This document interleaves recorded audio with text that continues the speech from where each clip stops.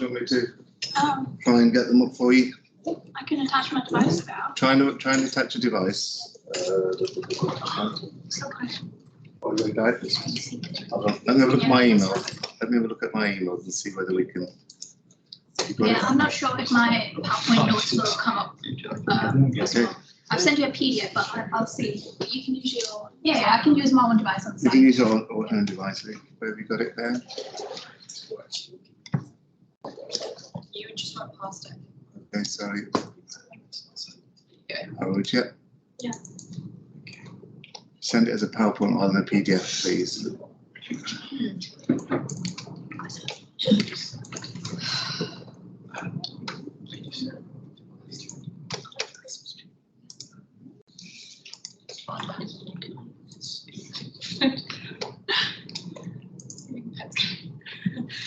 Ja, lekker kusje.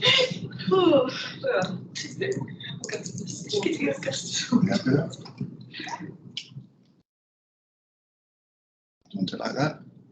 Yep. Or do you want me to send it in other formats? That's right. Okay.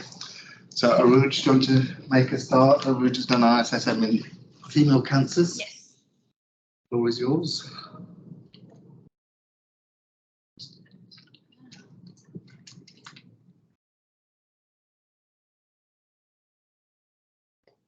Okay. Maybe I'll just do that.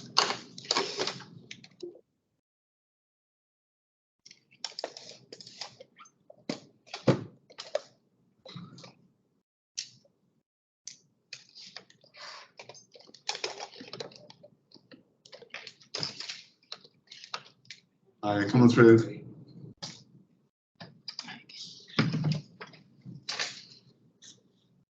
Okay, so my presentation is on axillary lymph node clearance in breast cancer. So we'll start with introduction. So looking at the statistics, we have 1 in 8 women are diagnosed with breast cancer in their lifetime. And breast cancer is the most common form of cancer and the second biggest cause of death from cancer in women. Then I tried to look up on the causes and risk factors for breast cancer. So we've got increased breast density is one of the risk factors or causes, because increased breast density means that that looks white on imaging, and then cancer looks white on imaging as well. So that makes it difficult to distinguish what is cancer, and that leads to late diagnosis and poor prognosis. We have prolonged use of oral contraceptive and HRT after menopause, and that involves the increased exposure, prolonged exposure to estrogen, and estrogen causes the division and proliferation of the breast tissue and increases the chance of breast cancer. Alcohol intake or tobacco causes immunosuppressive effects, and the tobacco have carcinogenic compounds, increases the risk for breast cancer. Early menarche and late menopause, again, increased menstrual cycle, more exposure to estrogen. Obesity, so in obesity we have adipose tissue that is another source of estrogen production, so that increases the risk for breast cancer. Late childbearing, again, increased number of menstrual cycle, increased exposure to estrogen. Gene mutations, so the most common ones are the BRCA genes, and obviously family history increases your risk for breast cancer as well. So I've done my presentation on lymphatic, based on axillary lymph nodes. So we know that breast cancer can spread through hematological spread, direct invasion, or through lymphatic system. So main drainage of the breast happens in axillary lymph nodes, about 75%. And if any woman comes in with suspicious breast mass, they are referred for the triple assessment. So that involves clinical assessment, imaging, and pathology. So clinical assessment involves thorough history taking, physical examination of the breast. Imaging involves ultrasound or mammography, and pathology have core cut biopsy and fine needle aspiration cytology. Then I try and look up on how the staging is done. So it's done in terms of TNM staging. So if the breast cancer is less than 2 centimeters, it's T1. If it's about 2 to 5, it's T2. If it's above 5 centimeters, it's T3. And if it's extends to the skin or chest wall, it's T4. Lymph nodes involvement. So if it's no lymph node metastases, then it's N0. N1 is metastases to the ipsilateral movable axillary lymph nodes, and N2 is metastases to the ipsilateral fixed axillary lymph nodes or internal memory lymph nodes, and N3 is when it's metastasized to the infraclavicular or supraclavicular lymph nodes, or to axillary or internal memory lymph nodes. And metastases is indicated by letter M, so M0 means no metastases, and M1 is distant metastases. Once the breast cancer is confirmed, then we look at the lymph nodes, whether they are palpable or non-palpable. So if starting with non-palpable lymph nodes, just to rule out, we still move on to ultrasound and look at the lymph nodes under the imaging. So ultrasound imaging takes place, and if they're not looking suspicious, if they're not looking enlarged, then a patient will move on to the sentinel lymph node biopsy. I'll talk about sentinel lymph node biopsy in a minute, but it's just the first lymph nodes which leave lymphatic drainage from the breast. And if the lymph nodes look suspicious under imaging as an ultrasound, then patient will end up having fine needle aspiration or core needle biopsy. And then the results are like looking at the results of the biopsy. If they're positive, then patient will have axillary lymph node dissection. And if they're negative, then they will still have sentinel lymph node biopsy just to rule out the possibility of metastases.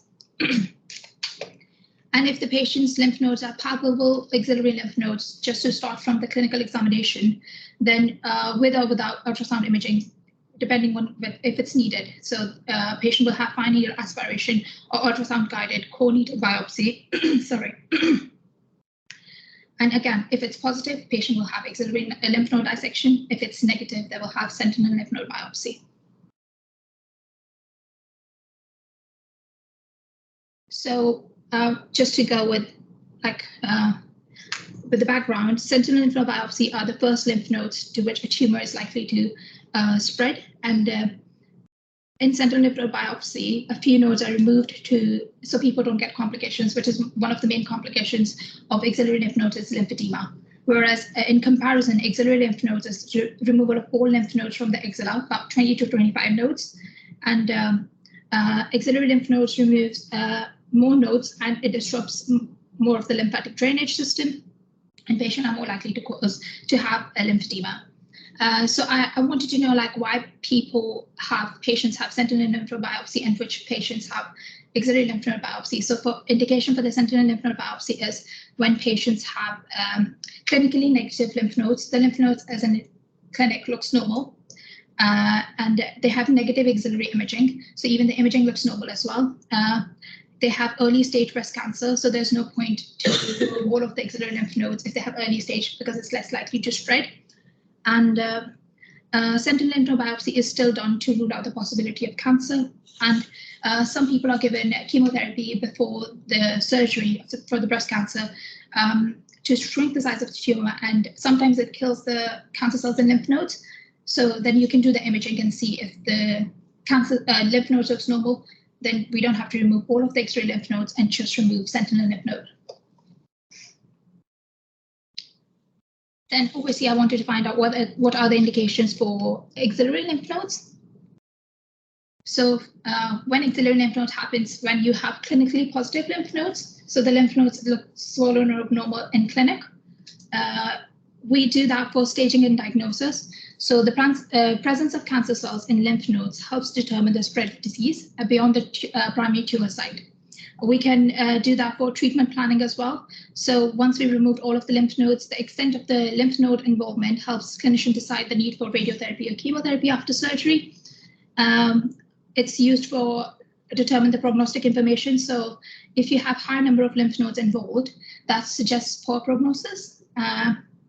For risk stratification, so a lymph node status stratify patients into different risk groups, and which help guide the intensity and duration of the adjuvant therapies. And this is the personalized approach which helps optimize treatments and minimize the need for unnecessary interventions. And then certain subtypes of the cancer requires axillary lymph nodes, such as when you have positive sentinel lymph node biopsy. So they've done sentinel lymph node biopsy first time now, and that comes back positive. Then they have to go for axillary lymph node clearance. You have a large tumor size, and that increases the likelihood of spread to the axilla. And you have clinically positive lymph nodes, triple negative breast cancer, and HER2 positive, because these type of cancer tends to be more aggressive. So the surgical technique for the axillary lymph node clearance, so I get to see that first time during this module. So it was quite interesting because we have a lot of neurovascular structures going on here, and they're quite sensitive and high risk of complications and damage to these structures. So medial pectoral pedicle is a major landmark which is used to navigate for axillary lymph node dissection. It's lateral to the pec minor. And then we have important structures such as axillary vein, axillary artery, long thoracic nerve, and thoracodorsal nerve supplying serratus anterior and latissimus dorsi respectively. Lymph node clearance is done in terms of sections in levels. So we have level 1, 2, and 3. So level 1 is it's when you remove the lymph nodes lateral to the pec minor, and that removes lateral or lower axillary lymph nodes. And level 2 is when it's beneath pec major and pec minor, and that removes central or mid axillary lymph nodes. Level 3 is located at the medial side of the pec minor, and this is the most difficult to reach, and it extends up to clavicle, and that removes higher axillary lymph nodes, or called mid axillary lymph nodes.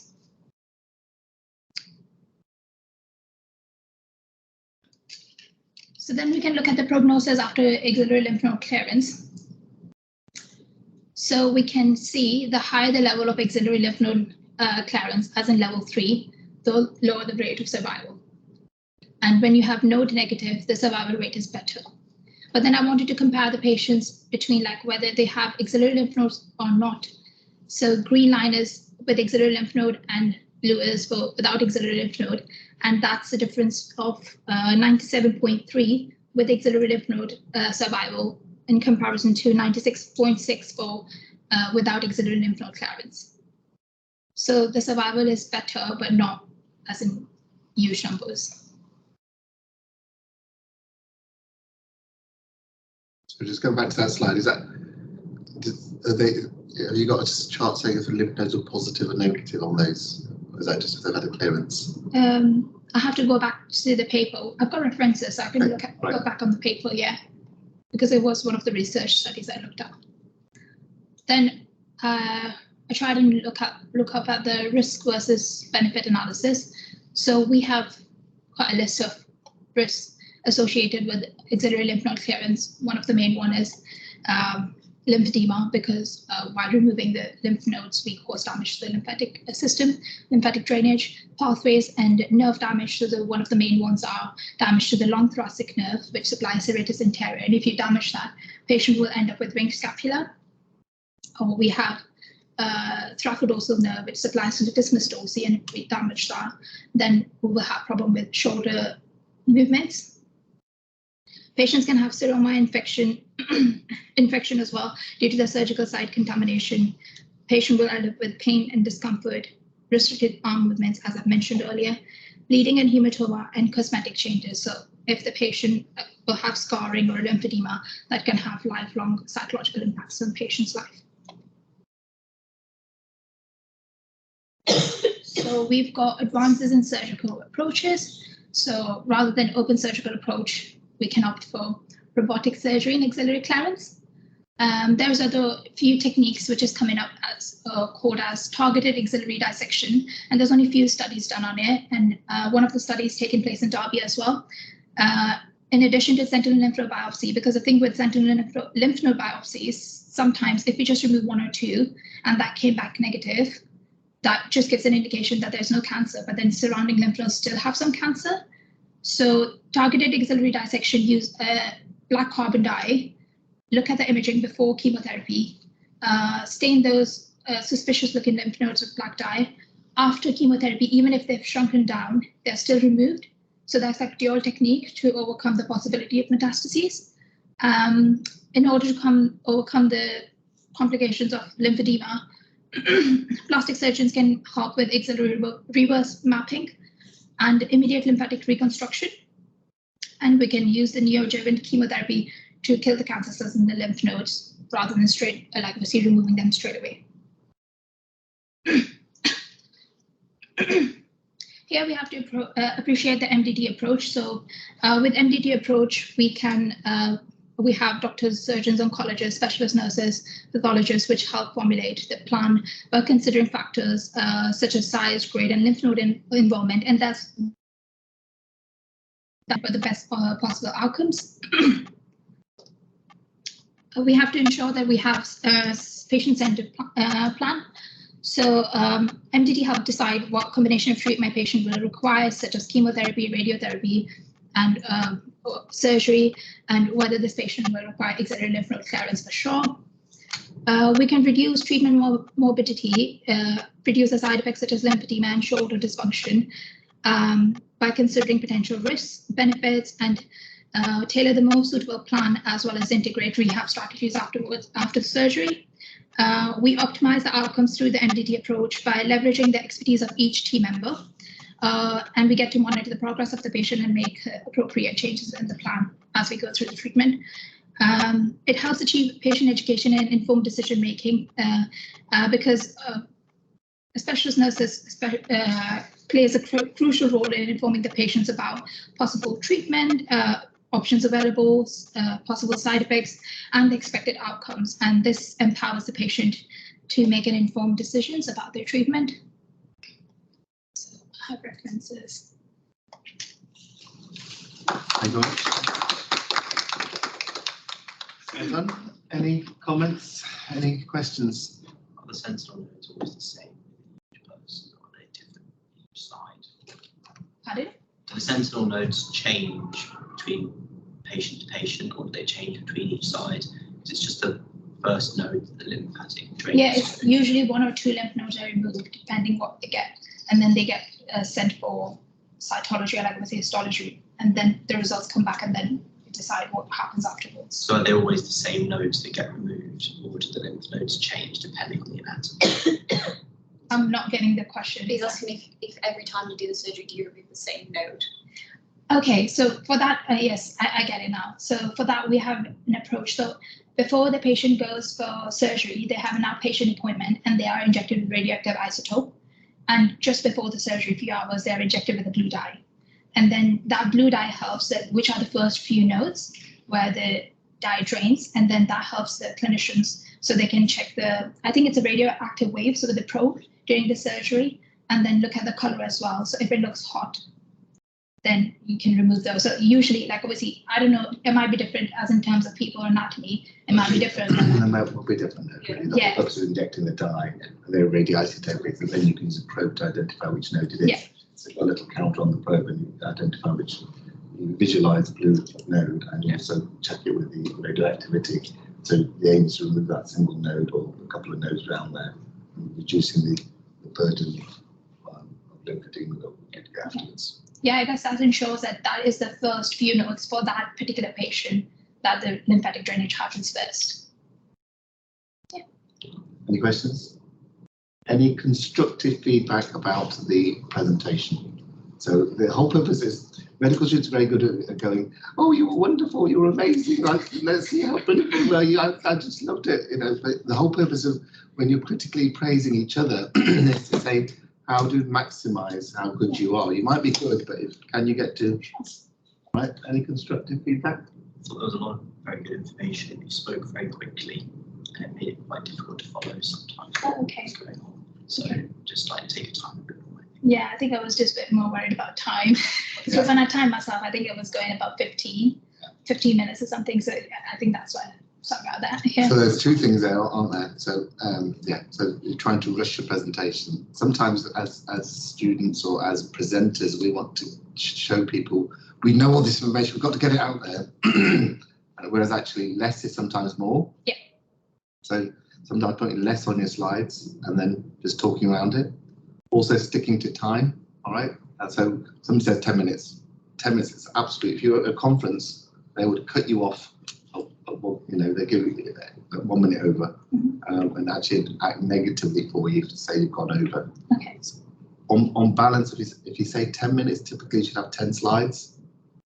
The other constructive feedback, and this is going to be generic for everybody, is that typically, obviously, introduce yourself, have an opening slide, so tell them what you're going to tell them during your main body of your slides, and summarize at the end. So conclusion, da da da da. this is what we've covered. So reiterate the take-home message. I had those slides and I removed them because I thought I was just going above time. Yeah.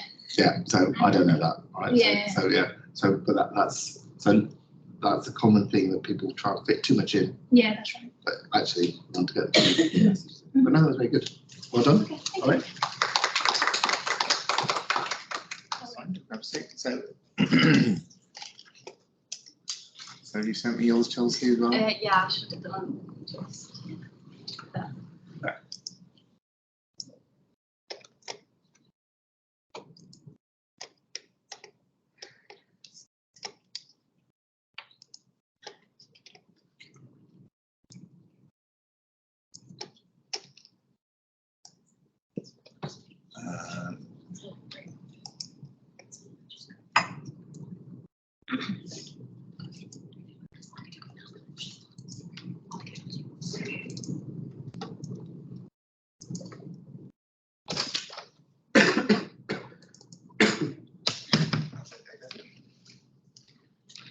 So Chelsea's also done the female cancer SSM. Okay. Chelsea mental. Far away. So good. So I kind of tried to combine breast and gynae a little bit. So I've done it about the BRCA gene and its role in female cancers. So I actually met a lady who had BRCA, so it's kind of about her, and I went through like her journey basically. So, so she's a 44-year-old lady, and in December 2021, she was laying in bed reading a bedtime story to her son when she felt a lump in her left breast. So she went to the GP, who confirmed that this was a suspicious kind of lump, and he referred her on to the breast clinic. So she has a past medical history of endometriosis. She lives with her husband and a 12-year-old son. She used to work in an electronic factory. She doesn't smoke or drink. Her maternal aunt had breast cancer in her 60s, and she thinks her paternal aunt had some sort of cancer, but she didn't know what type. And otherwise, she's been fit and well up to now. So on examination at the breast clinic, there was a subtle mass in her left outer breast. They thought this could have just been like fibrous changes, and they assumed it would be benign. On ultrasound, it looked maybe like a fibroadenoma, and the axilla was normal. Mammography showed that there was no abnormality on the right, but on the left there was an increased density, so they performed a core biopsy. So the results of the core biopsy was that she had a diagnosis of left breast cancer. It was invasive ductal cancer, no specific type, grade 3. The biopsy showed B5B, which is invasive primary breast carcinoma. So based off the biopsy, they'll rank it B1 to B5. B1 is normal tissue, B2 is benign tissue, B3 is not quite sure tissue, B4 is suspicious of malignancy, and then B5 is malignancy, and there's A and B depending on the type of malignancy. And it was also ER negative, HER2 negative, and PR negative, which is known as triple negative breast cancer. And then also a note on grade. So grade 1 is looks like normal tissue and develops quite slowly, whereas grade 3 is very different to the normal tissue and it develops quite quickly. And it also has a relationship with like the prognosis of the breast cancer. The higher the grade, the faster growing and the worse prognosis. So triple negative breast cancer makes up about 10 to 20% of breast cancers.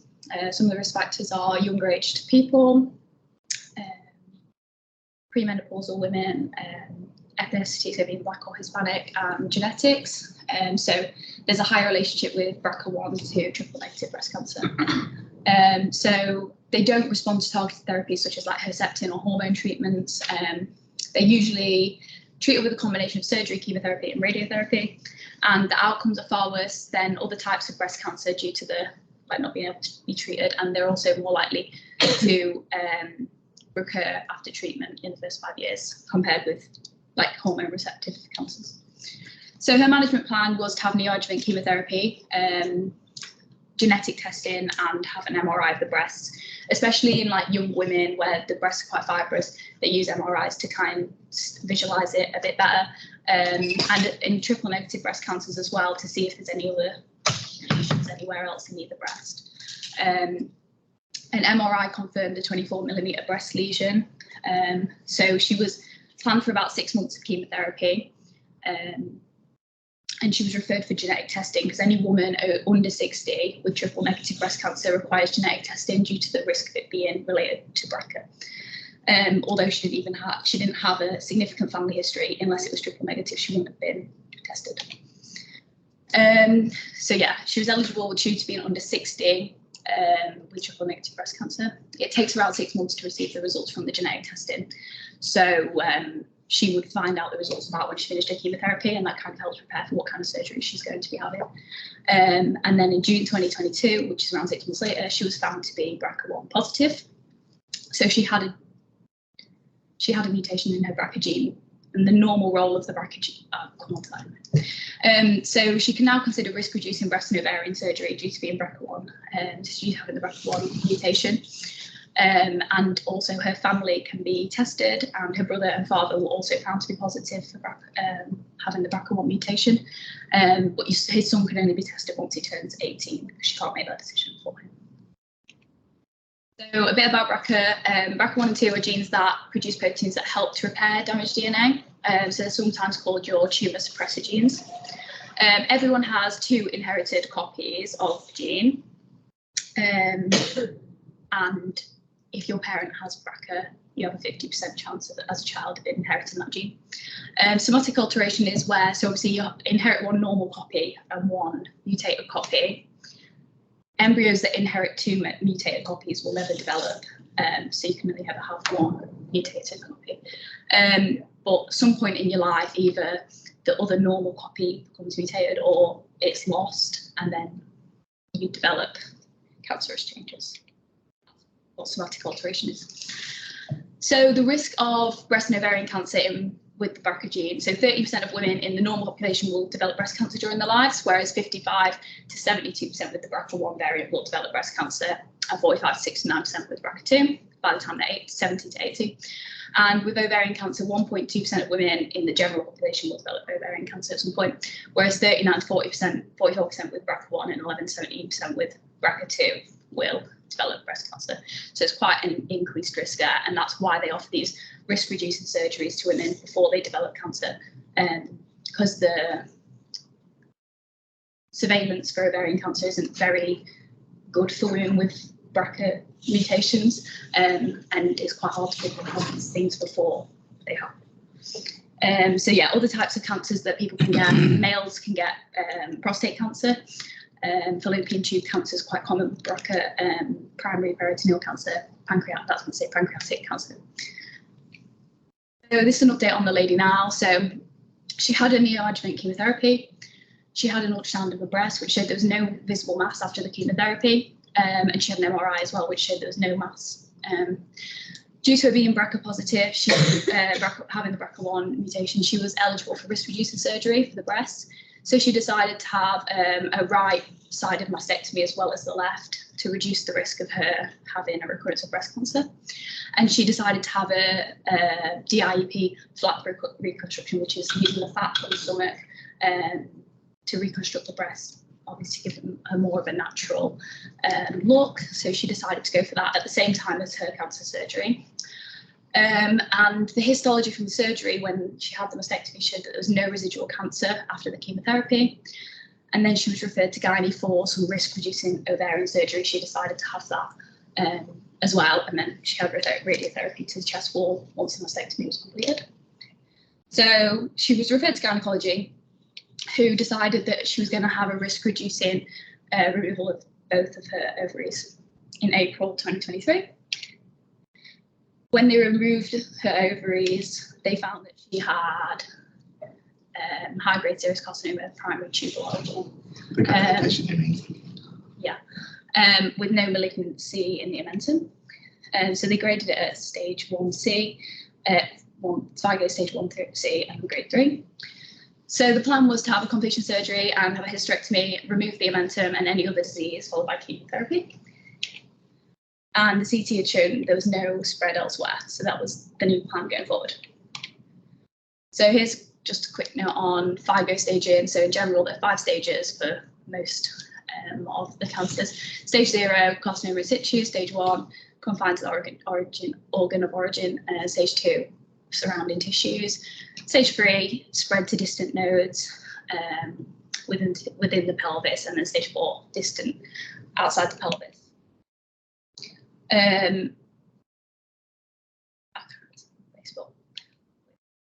So she had a TLH, but it was abandoned because there were new nodules outside of the uterus in the pouch of Douglas, and she had quite a large 3 by 2 centimetre bowel nodule, and they decided she would require open surgery. It was actually quite a lot more expensive than they initially thought. So the plan was now she needed an open surgery, so she had to have a staging laparotomy, total abdominal hysterectomy, pelvic peritonectomy, omentectomy, and bowel resection. She ended up having an end-to-end anastomosis, so she didn't require a stoma. She had the surgery this year, so on the 9th of August, and they found that the FIGO stage was 3B, so I just put the definition here. So she had metastasis beyond the pelvis up to or less than grade 2 centimetres in greatest dimension, with or without metastases to retroperitoneal lymph nodes. So she's for adjuvant chemotherapy now. She's having paclitaxel and carboplatin every 3 weeks. She's currently on cycle 4. She's also having immunotherapy, which is the bevacizumab. And that's an immunotherapy which targets VEGF on the surface of the cancer cells. She can't have that straight away after surgery because it increases the risk of like wound dehiscence infection. So they delay it a little bit. But yeah, she's currently on cycle 4 of her chemotherapy. When I spoke to her, she's doing well. Yeah, that's everything. Oh, I was just going to mention actually, she's also taking PARP inhibitors, which are a new treatment. So they've changed the rules on who can be genetically tested now, and those who have triple negative breast cancers are more likely to respond to PARP inhibitor therapy. And so more people with triple negative breast cancers now can be genetically screened, because if they have the BRCA1 or BRCA2 gene, they can be offered PARP inhibitor therapy, and it improves the prognosis. That's everything. Well, any questions? With the BRCA testing, genetic testing, if you have a relative that has confirmed the mutation, do you have to have the testing, or can you choose not to have it? So first of all, no one has to be tested themselves, even if they have a genetic risk. They have a choice to have genetic testing, and they can say they don't want to know.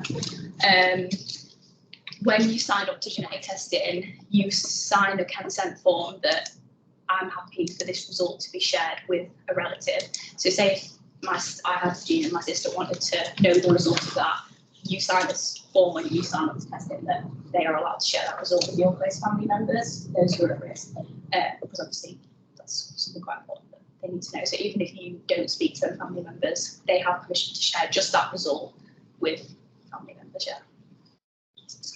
Anything else? Any constructive feedback? I thought you presented clearly very knowledgeable, and the way you sort of structured the slides were great around the case study, so it made it a bit more engaging to follow. I think there's only one slide you might have lost me about, 3 slides in when it was like grading.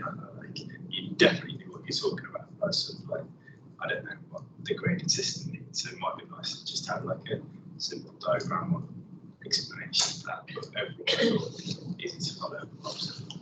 Okay, good. I think repeat what I said earlier on. Introductory slides. Say what you're going to say. So it's road marked in terms of what you're going to talk about, so people know. And then at the end, just have the summary slides. All of a sudden you go, and that's it. Then. Because whereas if you say in summary, this is what we talked about, and just it reiterates the message that you're taking a message. Going back to that case, it's quite interesting because we always have a debate about BRCA mutation for prophylactic surgery. Because I always say, let's just do a TLA to BSO. If somebody's got BRCA mutation, we know that if we do a prophylactic BSO, about 5% of them will have an incidental finding of an ovarian cancer. So you then have to go back and do the completion surgery. So I always advocate doing TLA to BSO. Some of my colleagues say, just do BSO. But if we just do BSO, this is what happens. By the time we come back to surgery, then they've had spread of the cancer. So the poor woman's undergone 3 separate surgeries where potentially she could just have that one So that's one thing. The second comment you made was about the trials, and that's quite important. Screening is often a false reassurance, but there's been a lot of ovarian cancer studies that have been looked at, massive numbers, 80,000 plus women have been looked at, either if they're high risk or, for such a BRCA mutation of ovarian cancer, or they're just general population. And what the studies have found, that screening does not reduce the risk of developing ovarian cancer or the prognosis. So it's almost like a false economy, false reassurance. The only thing that reduces the risk of developing ovarian cancer in these high-risk patients is a prophylactic PSO. And that's an important take-home message. Okay, well done. Who's next? Did you have your presentation? I think has Jay sent me your presentation. Let's have a look. Yes. You're not emailed it to me again, have you? No, sorry, I didn't use your emails. I sent it to CJ. But you emailed me last time. Because you only sent my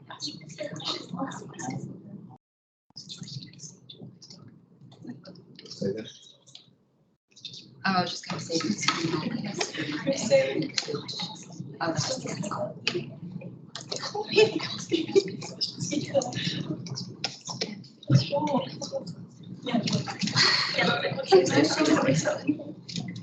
Good way. It's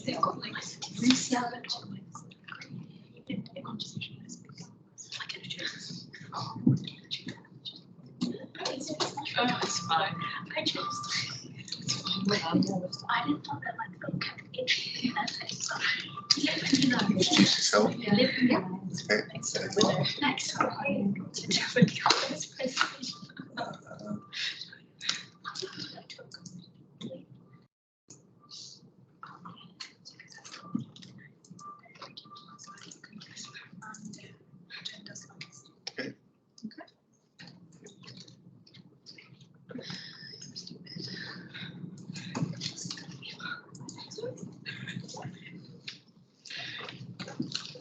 I've got one of my students who's done the fertility SSM with David Passion. Yes.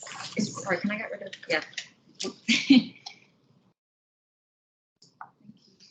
Yes, so hi everyone, my name's Talia. I did the fertility SSM with Mr. J, and I've decided to do my presentation on human menopausal gonadotropins, and that can be abbreviated to HMG. They sometimes call them menotropins, so they're basically a type of fertility, a type of medication that's used for fertility treatment.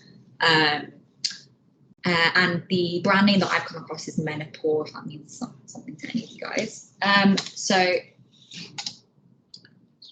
close click.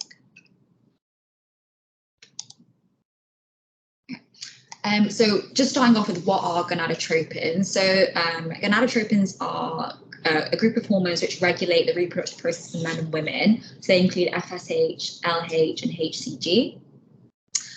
So even though they're called gonadotropins, they're not actually produced in the gonads. They're released from the pituitary gland and they migrate to the gonads where they have effects on the gonads. So in terms of HCG, that's primarily produced by the placenta.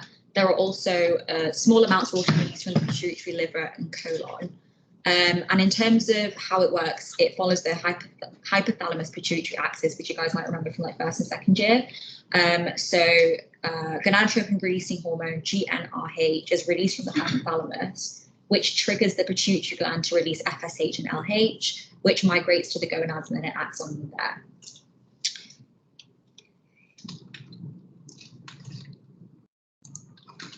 So what are the indications for human menopausal gonadotropin? So the exogenous administration of these hormones allows us to control follicle stimulation and ovulation, and it's usually used for women who have, so there are different reasons for fertility issues. So this is used for women who have issues with ovulating, basically, and it allows us to, there's two main indications. One is for superovulation, so to stimulate the lady to ovulate and produce lots of eggs before assisted reproductive therapies such as IVF, which is the main one.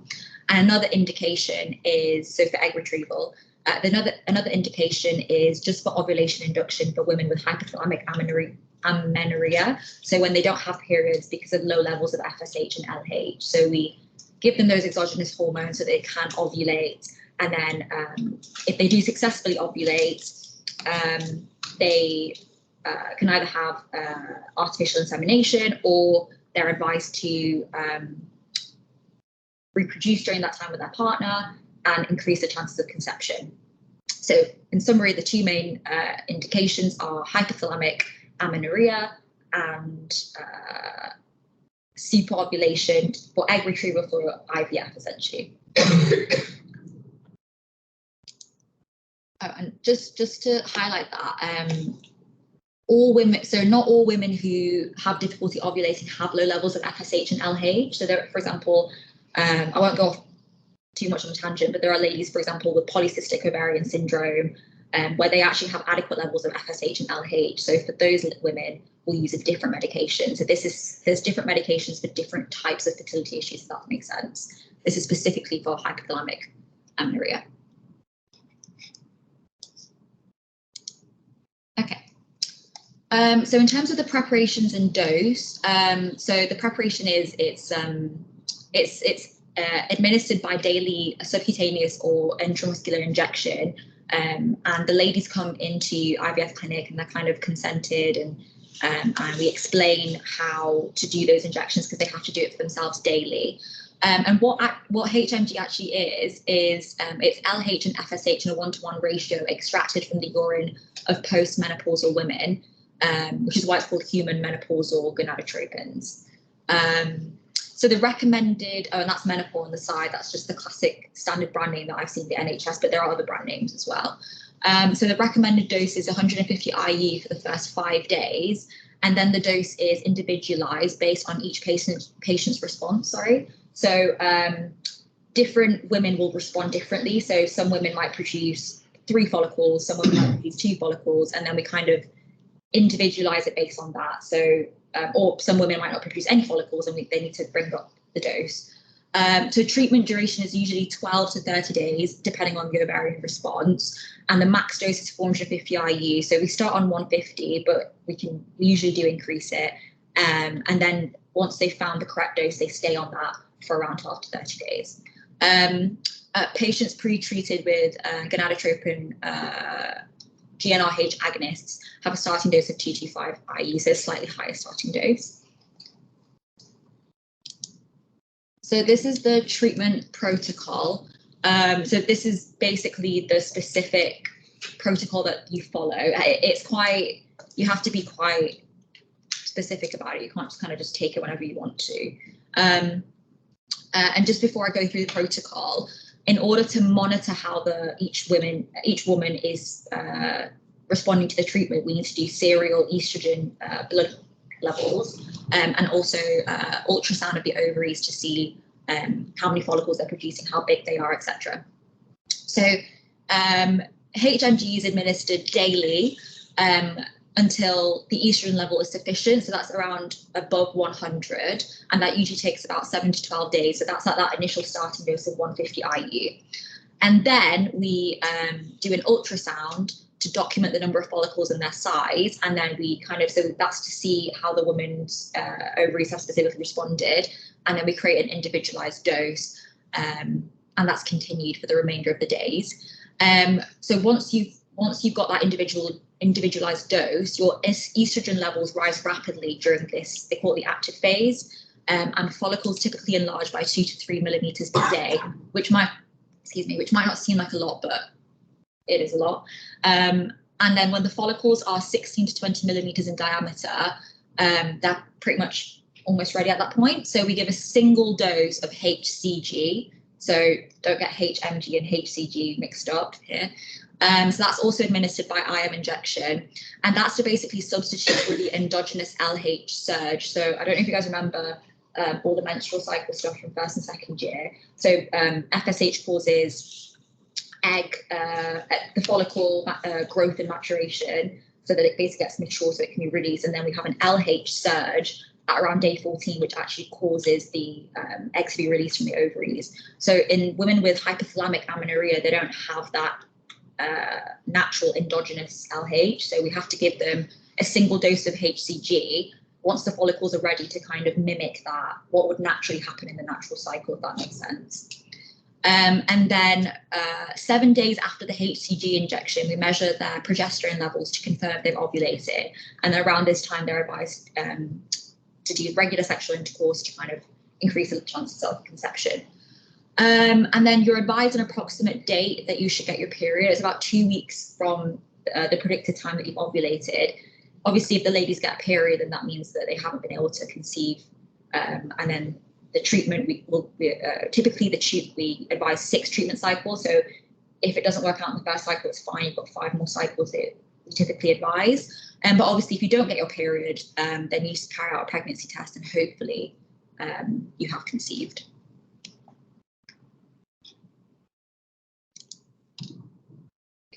So what do you think is the success rate of ovulation induction by HMG? Any ideas? Just a guess. 5%. 5%? 20%. 20%? Okay. So really close, you guys. So the chance of conception in each cycle is 15 to 20%.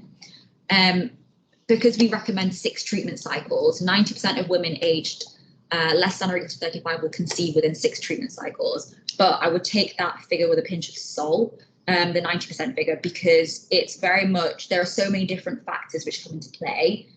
So that's kind of, the 90% is provided that every single factor is perfect, if that makes sense. So for instance, the lady's BMI allows her to carry pregnancy like healthily. She's taking her folic acid and vitamin D. So the gentleman involved has really healthy sperm. So all these things come into play. It's not always guaranteed 90% after 6 treatment cycles. But I think the odds are pretty good given each cycle is 15 to 20%. So in terms of complications, so because you're often stimulating more than one egg, you end up with multiple pregnancies, so like twins, triplets, etc. There's also there's an increased risk of ectopic pregnancy with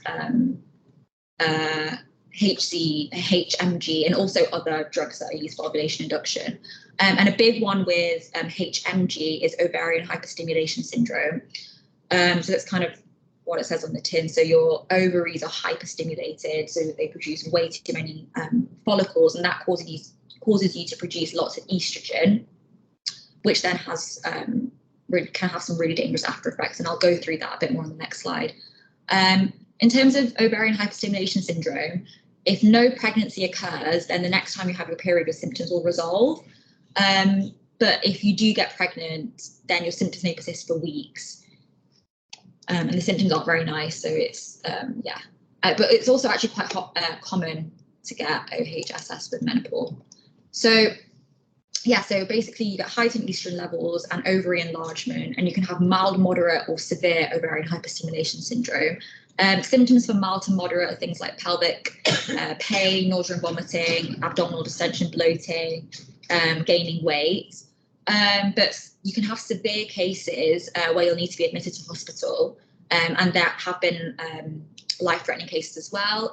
You can get things like pleural effusion, ascites, ovarian enlargement more than 12 centimeters, ovarian rupture as well, and hemorrhage. And your increased estrogen levels puts you in a hypercoagulable state. So you're prone to getting clots, basically. And also oliguria and electrolyte balance. So mild to moderate cases can be just monitored closely, but their symptoms will usually resolve by themselves. But the severe cases need to be admitted to hospital and require treatment, usually because the severe cases result in other things like the pleural effusion, for instance, or the clots that need active treatment. But yeah, that's everything. So in summary, HMG is used for ovulation induction in women with hypothalamic amenorrhea and for IVF. And the success rate is pretty good. And there are some complications, but usually quite manageable. And yeah, that's really. Well done. Any questions? Is that like a lot of people that need to use this medication?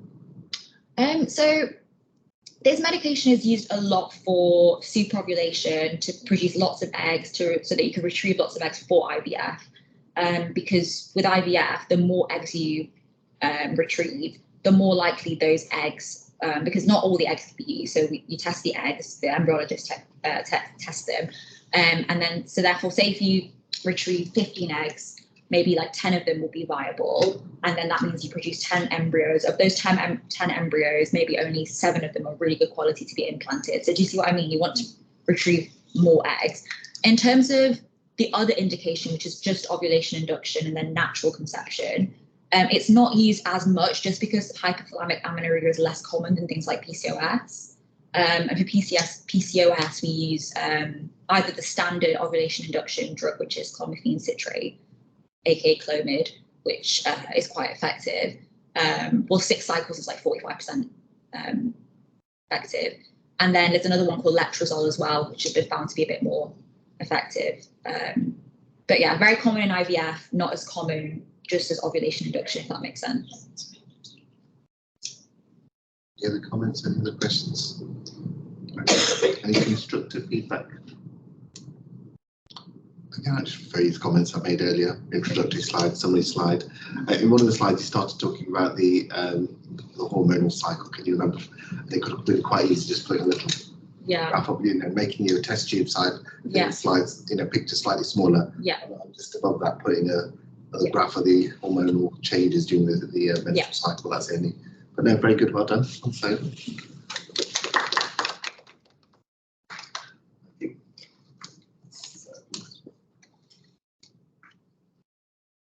Who's next?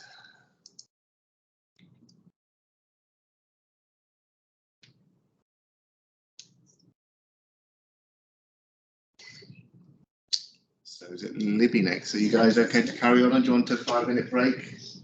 Perhaps carry on, Libby? Yeah. Right, have you sent me? You sent me yours? Yeah, it should be on there. Did you try the house spray? But it's just constantly nothing.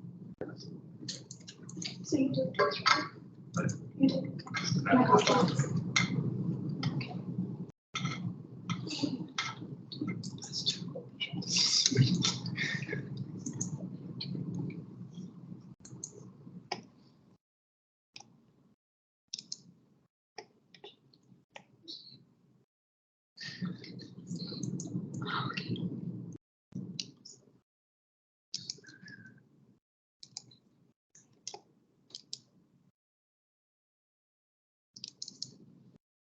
Okay.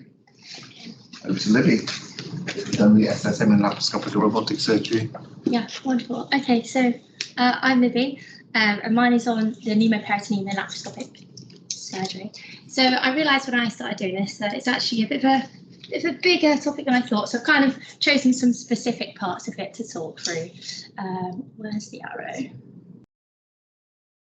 Oh, just scroll. So we're going to go through briefly, creating a pneumoperitoneum, some of like the system changes, so in the body associated with the pneumoperitoneum, and go through like one potential alternative to creating a pneumoperitoneum that I saw that I just thought was interesting. So we'll start with, so if we're looking at more from like if you're an anaesthetist, what would you be worried about, sort of thing. So to create a pneumoperitoneum, it's called insufflation. And why we do it, so we want to create a good visual space to do laparoscopic surgery. We want to be able to move the organs about. We want to be able to use the laparoscopic instruments. So that's why pneumoperitoneum is created, to create that space. And I know a lot of us have seen it already, so that's why we do it. So briefly, just go over it, just in case anyone's not seen it. So the patient needs to be in the correct position. They need to be supine. Then you want to insert the needle into either the umbilicus at 45 degrees or 90 degrees. So 45 degrees if they've got a normal BMI, and 90 degrees if they've got a high BMI, just because you want to avoid the bifurcation of the vessels. And then you want to check it's in the right place. There are loads of ways to check things. So you can do like aspiration tests, and you check the opening pressure and things like that.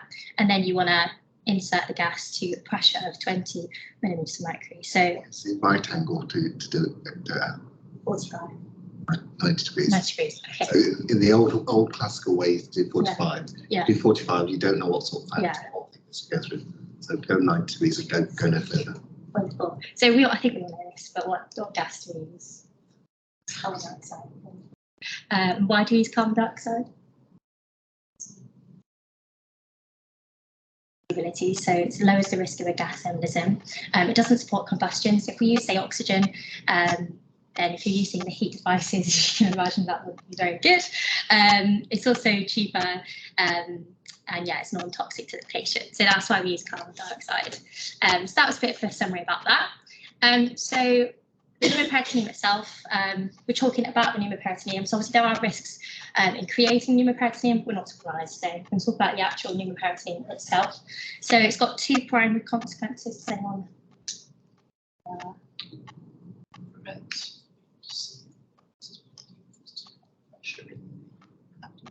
Yes, it's like pressure. So it's like we've got increased intra-abdominal pressure, and you've got hypercapnia. I think that's what's called hypercarbia, depending. So if you're creating that pneumoperitoneum, you're creating pressure, and you're also introducing carbon dioxide. So it's two main categories of problems there. So what we're going to do now is we're going to go through a brief summary about intra-abdominal pressure, brief summary about hypercapnia, and then go through some different system changes for that. So it's going to be very, very brief little introduction, but I just thought it was interesting. So if we think about the increased intra-abdominal pressure, so we've all seen it. So if you put pressure on, you're going to put the pressure on all of the surrounding organs. So you're going to compress the IVC, you're going to compress the abdominal aorta, you're going to compress sort of like your renal arteries as well. You might have reduced blood flow to the GI system, the liver, the spleen, pancreas, and you're also going to displace the diaphragm. So you can imagine that all there is going to push, the diaphragm's going to get pushed up. So we're going to go through some of these in a bit more detail in our system review. If we think about the carbon dioxide, so create the pneumoperitoneum, carbon dioxide gets absorbed, and then the body increases the minute ventilation by up to 60%, and that's to try and keep getting rid of that carbon dioxide because we don't want that too high. And I don't exactly know how, but I did read that it can activate the sympathetic nervous system as well. So you can get all those associated changes. So increase in heart rate, blood pressure, myocardial activity, so potential arrhythmias. So you can imagine if you're an anaesthetist, lots to think about there. But we'll split it into a few different systems.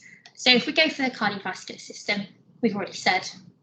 So if we focus on the intra-abdominal pressure first, we're going to compress the abdominal aorta, and we can also activate the renin-angiotensin-aldosterone system that we know. And as a consequence of that, we can increase systemic vascular resistance. So that might mean that we have less blood supply to the tissues in the body.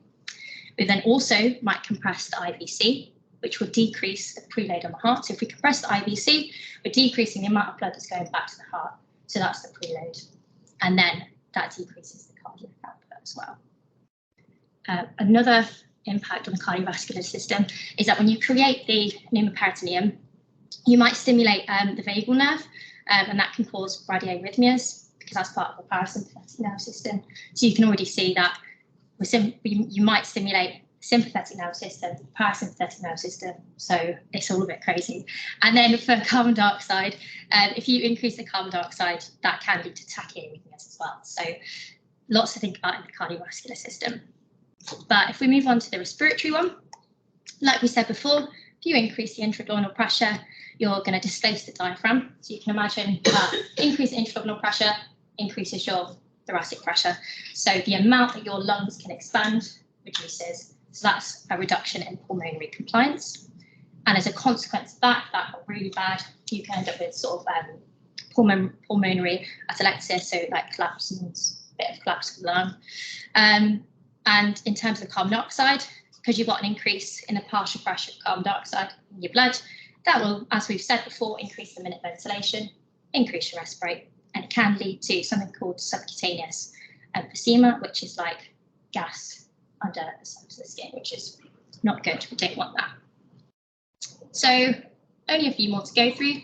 So the renal system, we've got a bit of a common theme going. If we increase the abdominal pressure, we're going to compress the renal arteries. We're going to reduce the renal blood flow, and there is a rare risk of having an acute kidney injury if you create a pneumoperitoneum.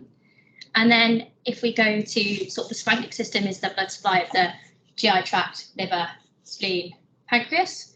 If you decrease the circulation of that, you might end up with tissue hypoperfusion and tissue acidosis. And if you have a pressure over 20, you can reduce the blood supply to the GI tract by like 40%.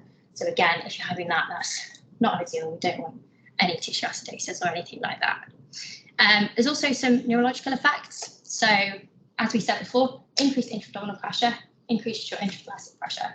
So your cerebral drainage goes into the thorax. So if you increase the pressure in the thorax, you're going to limit the drainage from the brain. So again, risk. So you get a risk of cerebral edema there. This is a bit of a summary, but don't look at that because that's a bit, you can read that in your own time if you want. But a bit of a summary about what we've said so far. So again, affects all the different systems, and mostly patients are fine. So the anaesthetist will look after them and they'll do lots of things to try and counteract those changes.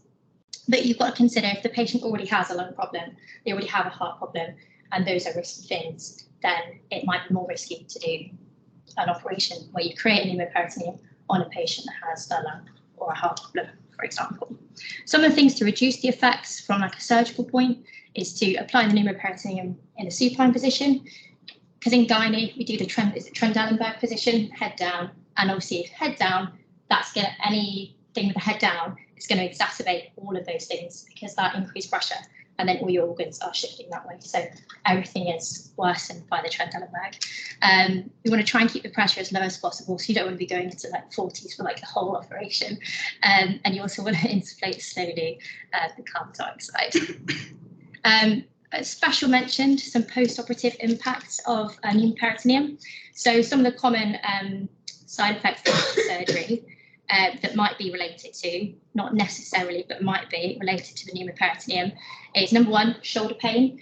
So lots of nerves about, but if you stretch the diaphragm, you stimulate the phrenic nerve, and that can aggravate the supraclavicular nerve, and that can cause shoulder pain.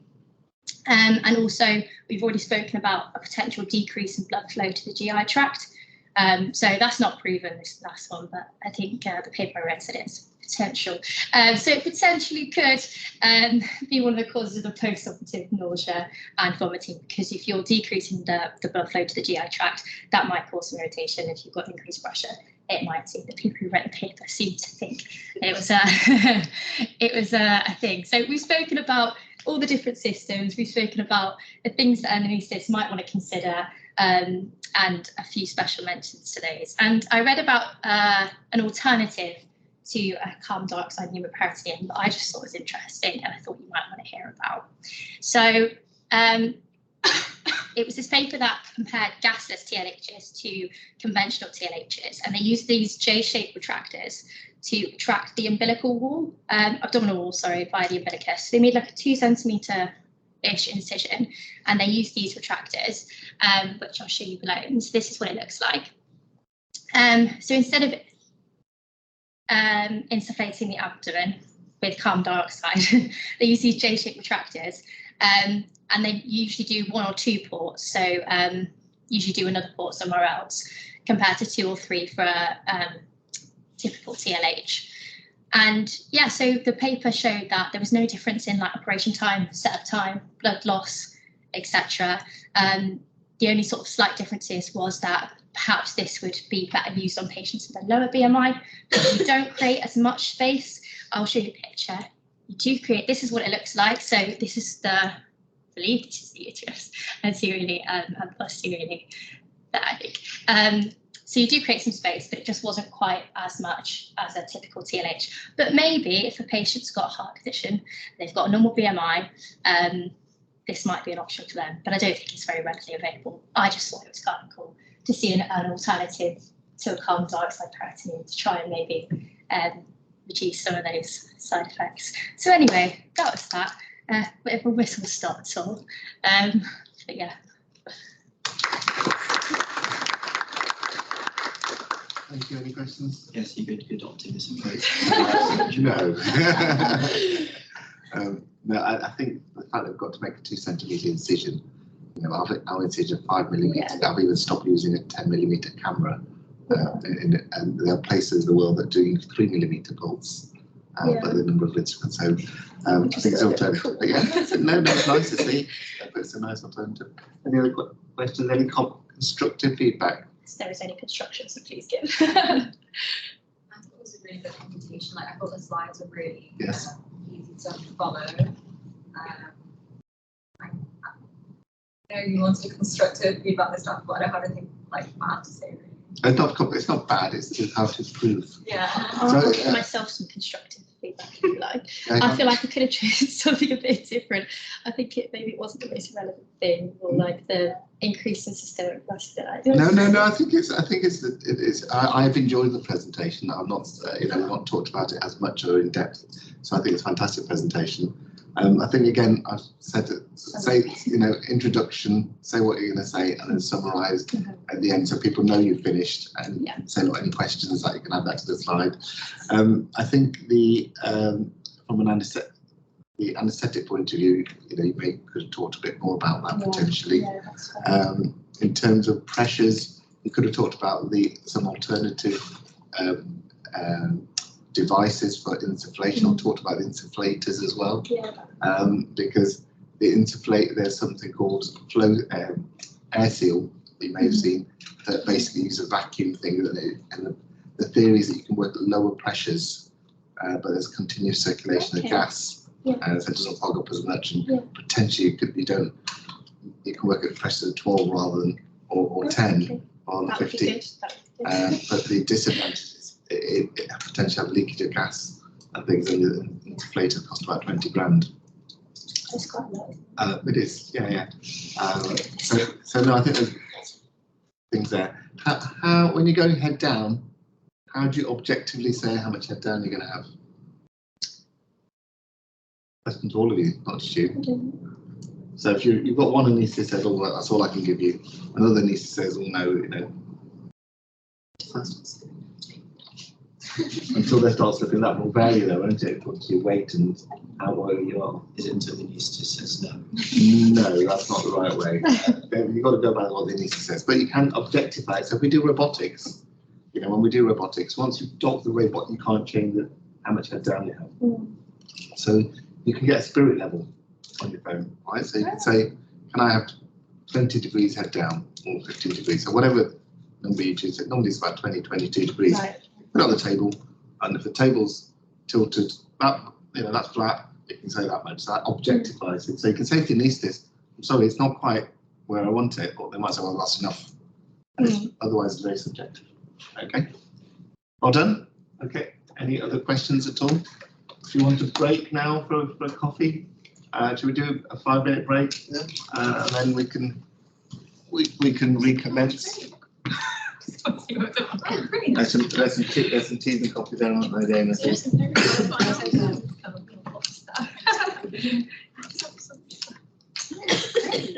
Jane, would you like to go to see if you could send Aman the link to? I don't know when I sent him the link to the meeting because he's not in. I'll try it.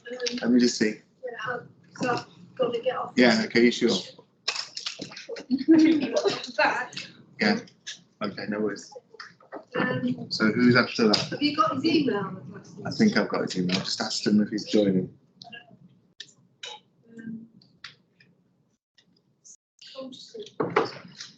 Anything dirty. There's some If you pastries can all and things there. remember though. about shoes and putting your shoes in the lockers. Or yeah, maybe pastries will fly. Yeah, Just I don't pastries. Oh, he's actual breakfasts. He's even pampered. You have a cool breakfast. Yeah. Oh. Yeah. Unlimited loads. What? Where's this? Actually, we have 3 tea Can we coffee get and all NHS. not going to do so much today. They should. Some would say even like Derby. Water. There's like no water is literally like you have some money in a pot and then Yeah, get the Word document as well. So if you all send me, in terms of sign off, guys, just to for your sign off, can you make sure you you send me your PowerPoint presentation, your recorded MP4. When I say you record MP4, turn your cameras on, do a meeting with yourself so we can see who's actually presenting, not just have the voiceover, because it's not quite right. Record it, and then it saves as an MP4, and then send that to me, and then send me your log of what your 2 weeks have been. Yeah, and then once you've done that, then we can either organise, I'll just set up on the time top off or whatever. Yeah. Okay. So just saying about sign off, you make sure you send your log, your MP4, and your PowerPoint to me, 3 documents, and then we can. Yeah. Get the sign off. It may not actually be today. Number on it. It's like that big round back side front. You go to the left and then it's like it's literally not quite dry. No, it's there. I'm making you live as well. Yeah. I was there. I'll start to pay for the patients, guys. That's a little joy, or I've got to take this today this morning. I'm not sure. I haven't got anything to go through. I haven't got my work. I noticed when I finished mine, I was not stressed about it. Make it really make it really to text. It's a bit more stressful. It's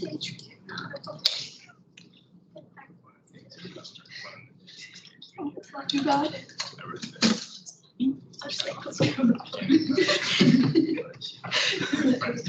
What questions?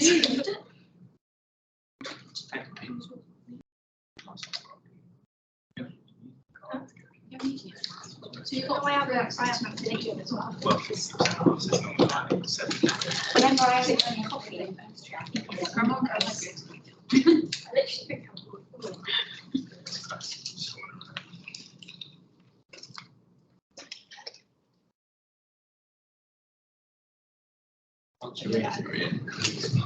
So, Lakshmi, are you ready? Yeah. You got yours? Let me just see. You sent me yours.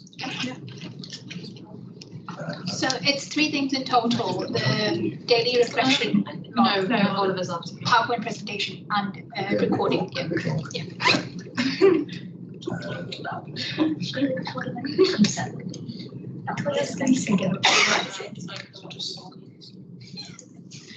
I think did you send it? I'm not so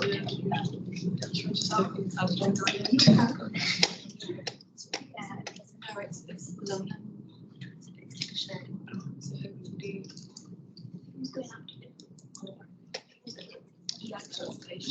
Really talk about this. Yeah, I think I told you Revolution. Okay, so we carry on now. I think Lakshmi's going to talk about. The equipment on TLH. Sorry? The equipment used in TLH. Yeah. You want to minimise that? So, equipment used in TLH. Lakshmi. So I'm going to be doing mine on the equipment used in a TLH, so total laparoscopic hysterectomy. This is by no means a comprehensive list, so I wouldn't use this to equip an operating theatre, but hopefully, You missed this. You missed this. hopefully I've covered the majority.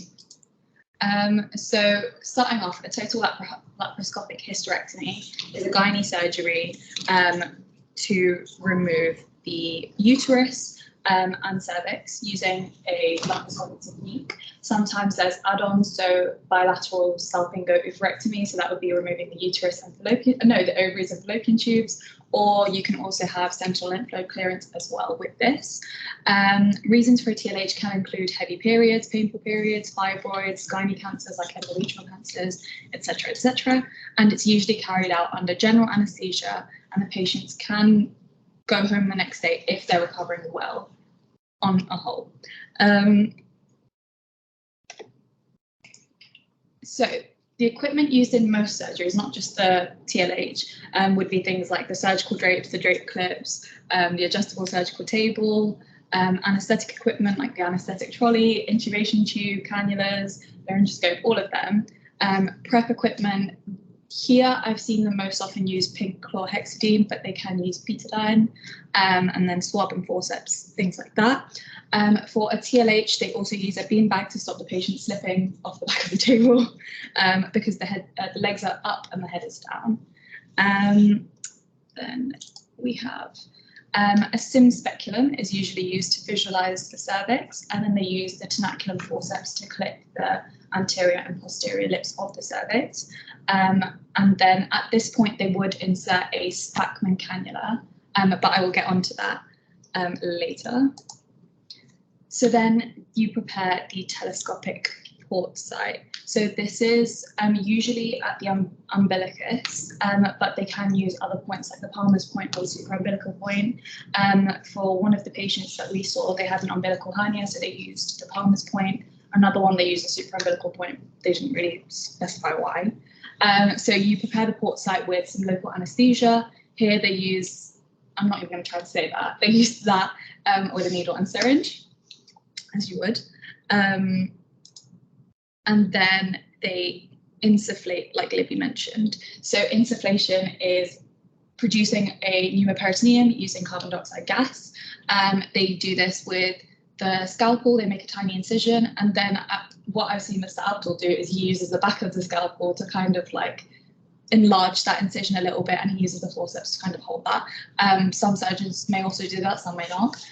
They just might make a larger incision. Then you insert the Verus needle, which is a spring-loaded needle, and it has a hole in the side of the needle rather than the tip of the needle, so that gas can come out the side and it's not blocked up when you're pushing it through the abdomen. And a gas tube is attached to that, so you can introduce the carbon dioxide, and it's connected back to that machine, I believe. They usually do around 20 millimeters of mercury for the port insertion, and then after that they usually drop it down to around 8 is what I've seen for the rest of the surgery, but it depends from surgeon to surgeon. And like Libby mentioned, there's increased risk of respiratory complications, decreased venous return, and in some cases pneumothorax. So next step would be the port insertion. So they insert the ports using a trocar and cannula system. This is what it looks like now, but previously they used metal ones or different versions of it. Now the evolved system is the trocar and cannula system. The trocar has a blade on the end that retracts once you've inserted the port. And there's multiple different types. The ones that they use here are VisiPorts, I believe. So there's a camera, so you can actually see the layers that you're going through, which are the port goes through the skin, then the subcutaneous fat, then the anterior fascia, then the rectus muscle, then the posterior fascia, and then the peritoneum, and then you can see into the peritoneum. And they usually have a balloon attached to near the bottom so that you can inflate it once you've inserted the port so that it doesn't come back out when you're using your laparoscopic instruments. But there are some trocars and cannulas that don't have that. So in the robotic surgeries we watched, they didn't have a balloon. And so there is the risk of that coming back out. There's varying diameters and lengths of the trocars and cannulas as well. So the ports, there is varying diameters and lengths depending on what surgery you're doing.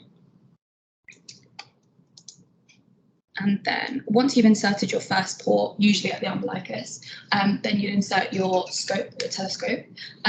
There's varying angles and lengths to your scopes as well, I believe. So the one that Mr. Abdul likes to use is the 0-degree angle one, so it's flat at the end. But some surgeons may use the angled one because then you can, if you put it down, you can still kind of see an angled vision. So there's a light attached to the scope to aid visualization of the cavity, and a warmer is used before you insert the scope so that it prevents fogging when you do insert it. A scope filter is also used to reduce interference of the gas with the image, and a white swab is used for visual correction so that the colours appear more natural when you insert it into the cavity, I believe. And a wire cover is used to protect sterility. Then you have you insert your other ports, and then you have your laparoscopic instruments. So Mr. Abdul can probably name these a lot better than I can, but there's varying different heads and different handles as well. The instruments are usually very light and well balanced, and there is smooth rotation of the jaws using that little bit just after the handle, and you can rotate it within your hand. Comfortable, easy open and close handles, and they can be double or single hinge, and these instruments are usually single use, so quite expensive. And then you have your energy devices. So you can have monopolar, bipolar, advanced bipolar, or ultrasound devices.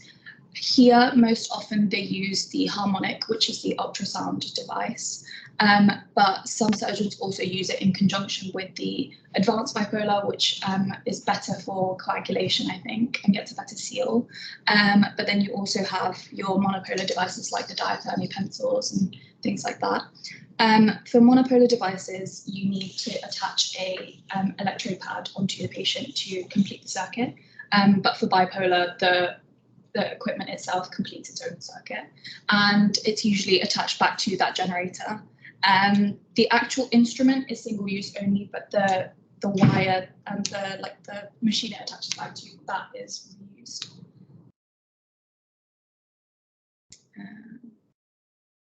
We have manipulating the uterus. So like I mentioned earlier, once you've clipped the cervix, you usually insert your Spackman cannula, which is that first one there, and you use that to manipulate the uterus. You can antevert it, retrovert it, move it side to side, do whatever you want with it, and that helps the surgeon access parts of the uterus or the tubes better. Then later on in the surgery, once you have breached the cervix and they've actually cut around the uterus and the cervix and stuff, to prevent air escaping, you insert that Lena-McCartney tube with some lubricant. This not only allows you to stop the escape of the gas, you'd also use a large wet swab. It can also be used to remove the uterus, ovaries, tubes, whatever else you've cut. And then once you've removed those, using the forceps or graspers, which you insert into the tube, which has a valve, a one-way valve, so that the air doesn't come out, but you can insert your forceps in. Once you've removed all of that, you insert the tube back in, and it can actually help with, again, manipulating the lip of the vagina that is still left over, so that the surgeons can then access the lip of the vagina to help seal it. And speaking of sealing, suturing. So there's laparoscopic needle holders and sutures, such as the V-lock, which is what they like to use here for sealing up the vagina. The V-lock is quite useful because you don't need to knot it. It prevents needing to do that, and it prevents it coming loose. But then you also have normal needle holders and sutures for sewing up the port entry sites once you're done. What I have seen a lot of the surgeons do is they just do hand ties rather than using instruments for tying up when it comes to the port entry sites. But those can also be used to sew up the any tears in the vagina that you have made from the Spackman cannula at the end. But other than that, in summary, this is a list of Mr. Abdul's equipment that I found after I had made a note of everything, watching a whole procedure. So that would have been useful beforehand. You can't see it very well, but that is a list of his stuff. So surgeon to surgeon, it varies what sutures they use, if they use skin glue, if they use different ports or different angles or different scopes. But yeah, that's a general summary. And any questions? Good. Any questions? Any comments? Comment, not question. I just thought, sorry, it's not question. I just thought it was really easy to understand, like, your phone really well. And it was actually really interesting to, like, we've been in the surgeries, but to actually, like, see the equipment from start to finish. It's like, yeah, so I thought that was really good. I like all the pictures as well. Did you miss anything? We'll come on to that in a minute. So, no, that was good. I think you talked about things very well. The barbed, it's worth saying what the V-lock is. It's like a barbed wire. Yeah. The picture then, and people may not know what it is and why you don't need to tie it up, but that was good. I mean, you obviously had 10 minutes, but you could go to town on all the equipment and do a hour-long presentation on that. Yeah. But again, same thing. Say what you were saying and summarise. You did that to a certain extent.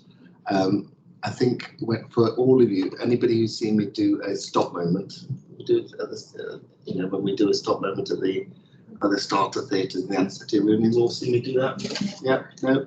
So you see how the theatre staff will work with many surgeons, right? Especially here, particularly in the Nuffield, they may be working in one specialty rather than different, but even within the same specialty, people may use different things. So although you've gone through what I use, there may be surgeons that use the V-Care, or there may be surgeons that use the Thunderbeat, right? So you've alluded to that to a certain extent, but it's probably worth putting in other manipulators in. But the point is that if you're a surgeon, you're going to go into theatre to do an operation. You want every tiny little bit of equipment ready there that you are going to use or you might need. It might seem a bit anal, me going through virtually a shopping list up to the green needle, you know, people sort of stand there and laugh because it is so thorough. But if you go to an emergency theatre or you go to theatre and halfway through an operation, the surgeon goes, "Can I have this?" And they then spend half an hour. It's not staff's fault because the surgeon hasn't told them to start with. They spend half an hour, 20 minutes going to look halfway across the hospital somewhere else for that bit of equipment to bring it back. It's waste time. So the point is, make sure you have your list of equipment, and it does need to be very detailed.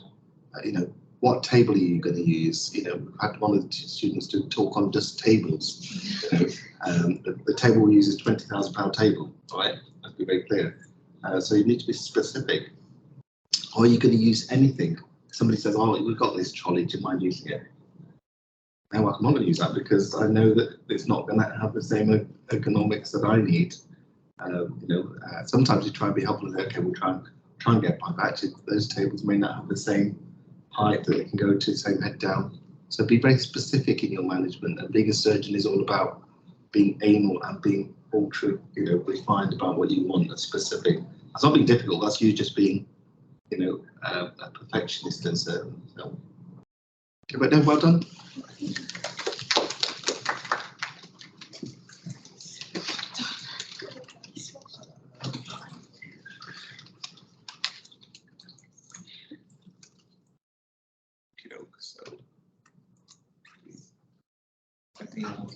Yes.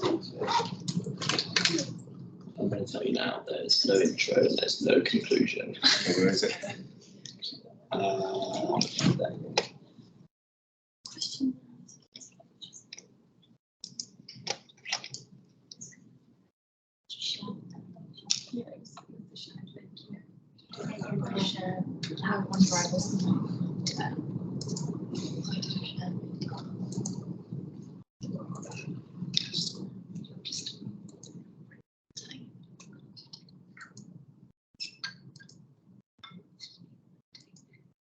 Okay, so Oliver's going to talk to us about suturing. Oliver. Here we go. This should be, hopefully, revision for everyone after the intro surgical skills day we had.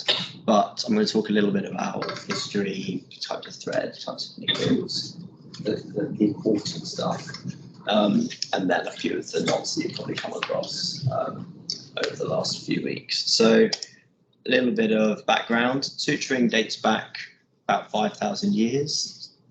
3000 BC, some say, 3500 others say, but I don't really know what you're splitting hairs at that point. Essentially, the Egyptians used it when they were mummifying their pharaohs and things, and they removed various organs from economic jars, and then obviously they had to suture it back up. So that's where it comes from. They used to use things like silk and then thread made from catgut, which is sort of sheep intestine that they sort of made into sort of thin strips and then sort of braided it around each other. So that's what catgut is. And then Joseph Lister came up with the idea of trying to sterilize these sutures.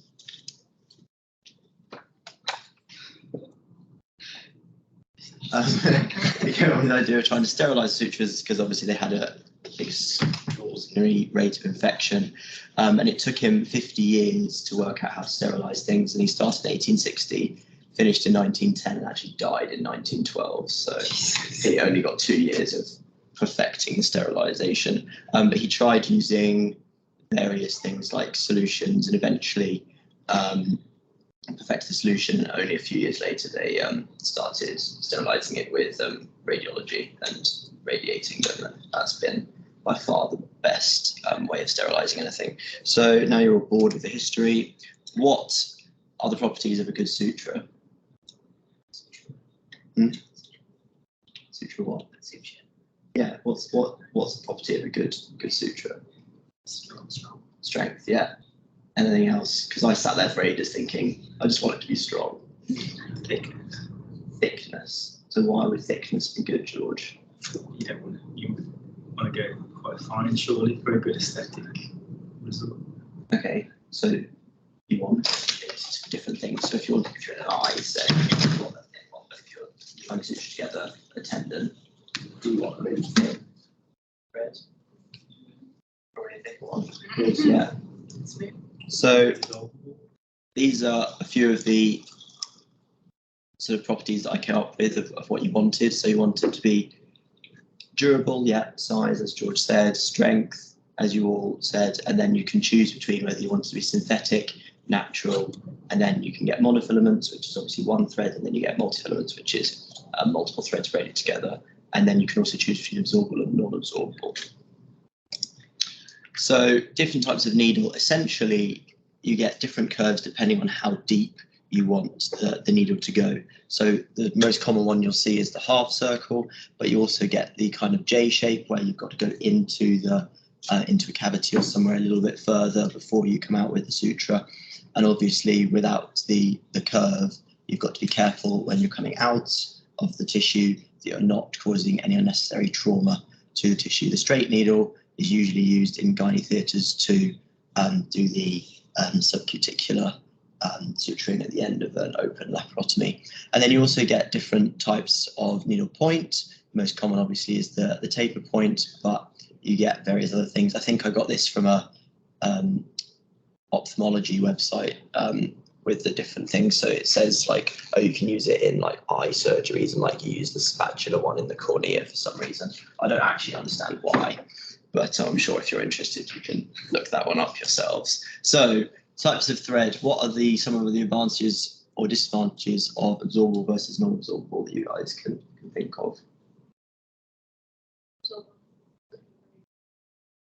Mm-hmm. I want to have scarring, I guess, I don't want cosmetic outcomes. Yeah, yeah. And that's the most easier. Yeah.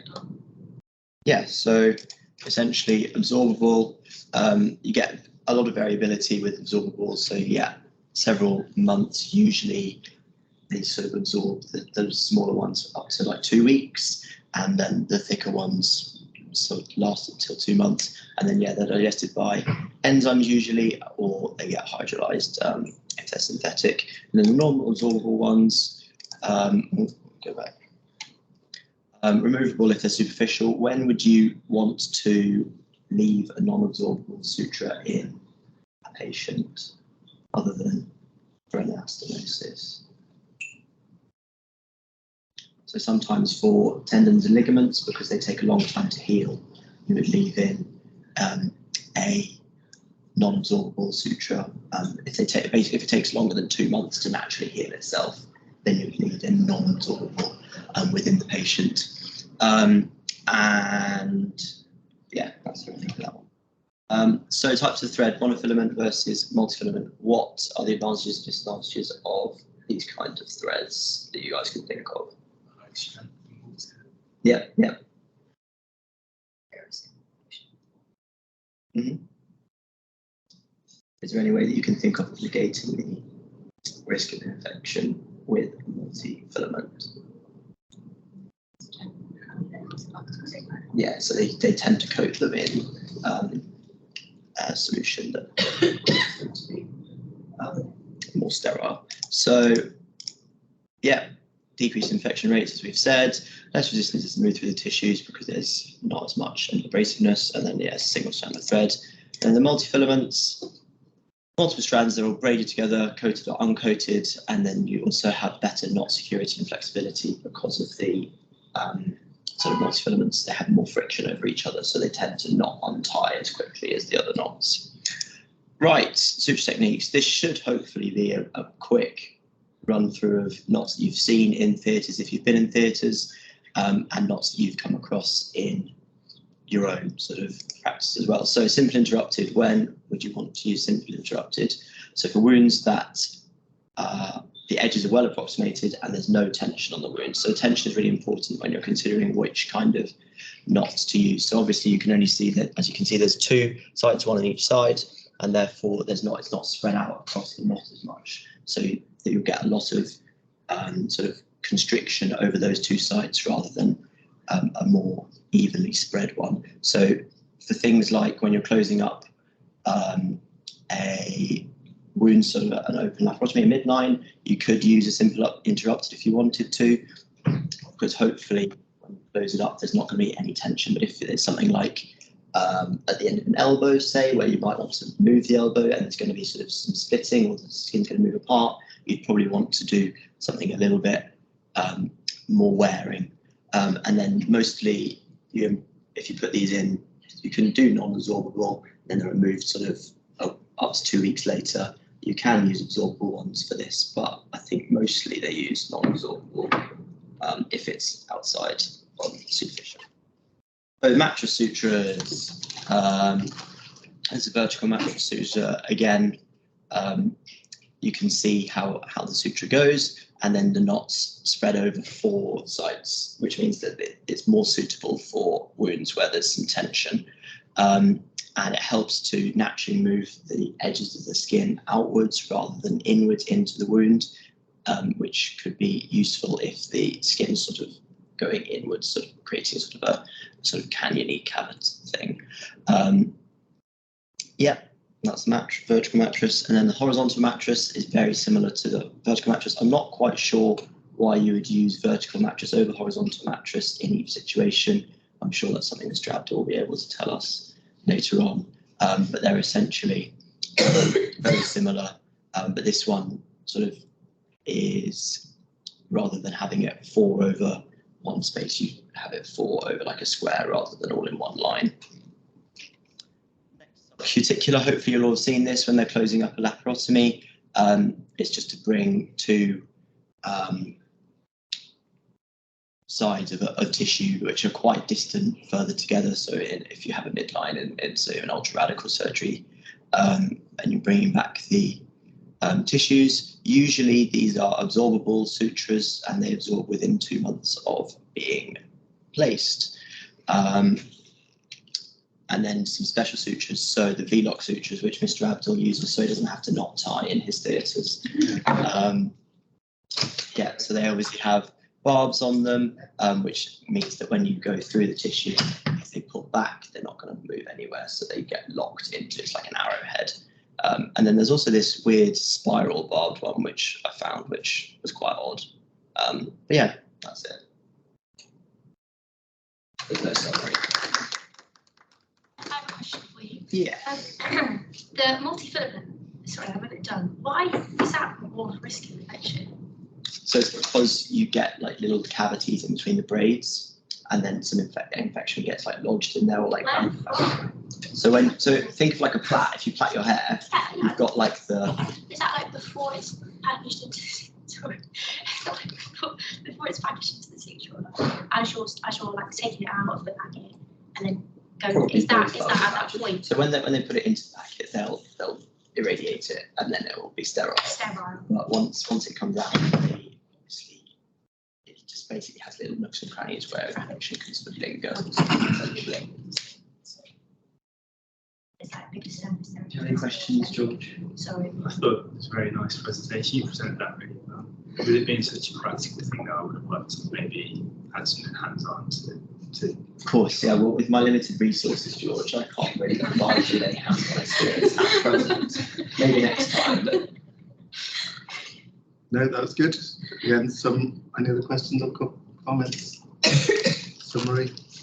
That was a brilliant summary at the end. You stepped out. Sorry, well done. No, well done. Cool. Anything to add?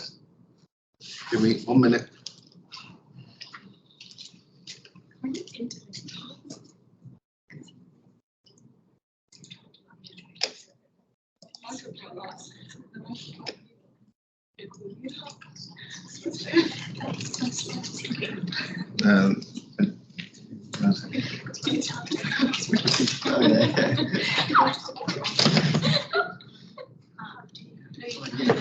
Flesh it out somewhere. You should like twist the mystery. Yeah. Just slow it down. You know when everyone searches on Wikipedia, it's just everyone copies it to each other. Absolutely. That's I love the background on James Case.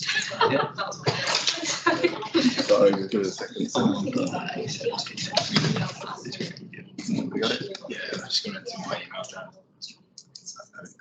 Have you tried looking No, at that one is mine. It's just Okay, that's all. Yeah.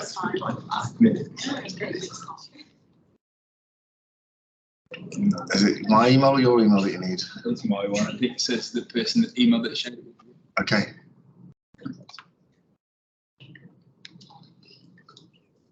Relevant for all of our SSMs. Do private. It is going to be relevant because you need to know what you're missing out on. You need the Y in Oh, I there. think it is. You need the Y in there. No, the email that this guy's Why? shared And to. then why? Oh yeah, thank you. It's shared to. Oh, is it Mr. Okay. Access denied. So which one is it? To the link on there, just on the far right.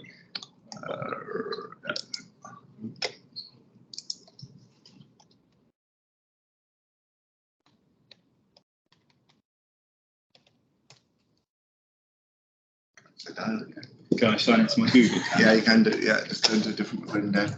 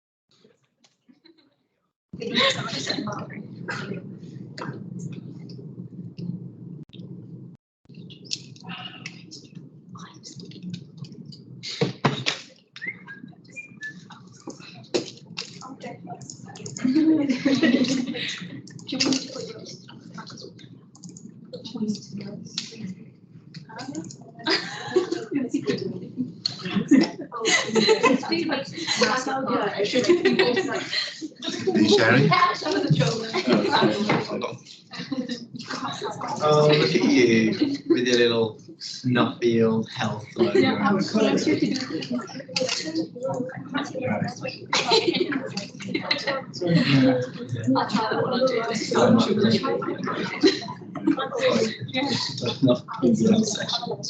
happy, George? Yeah.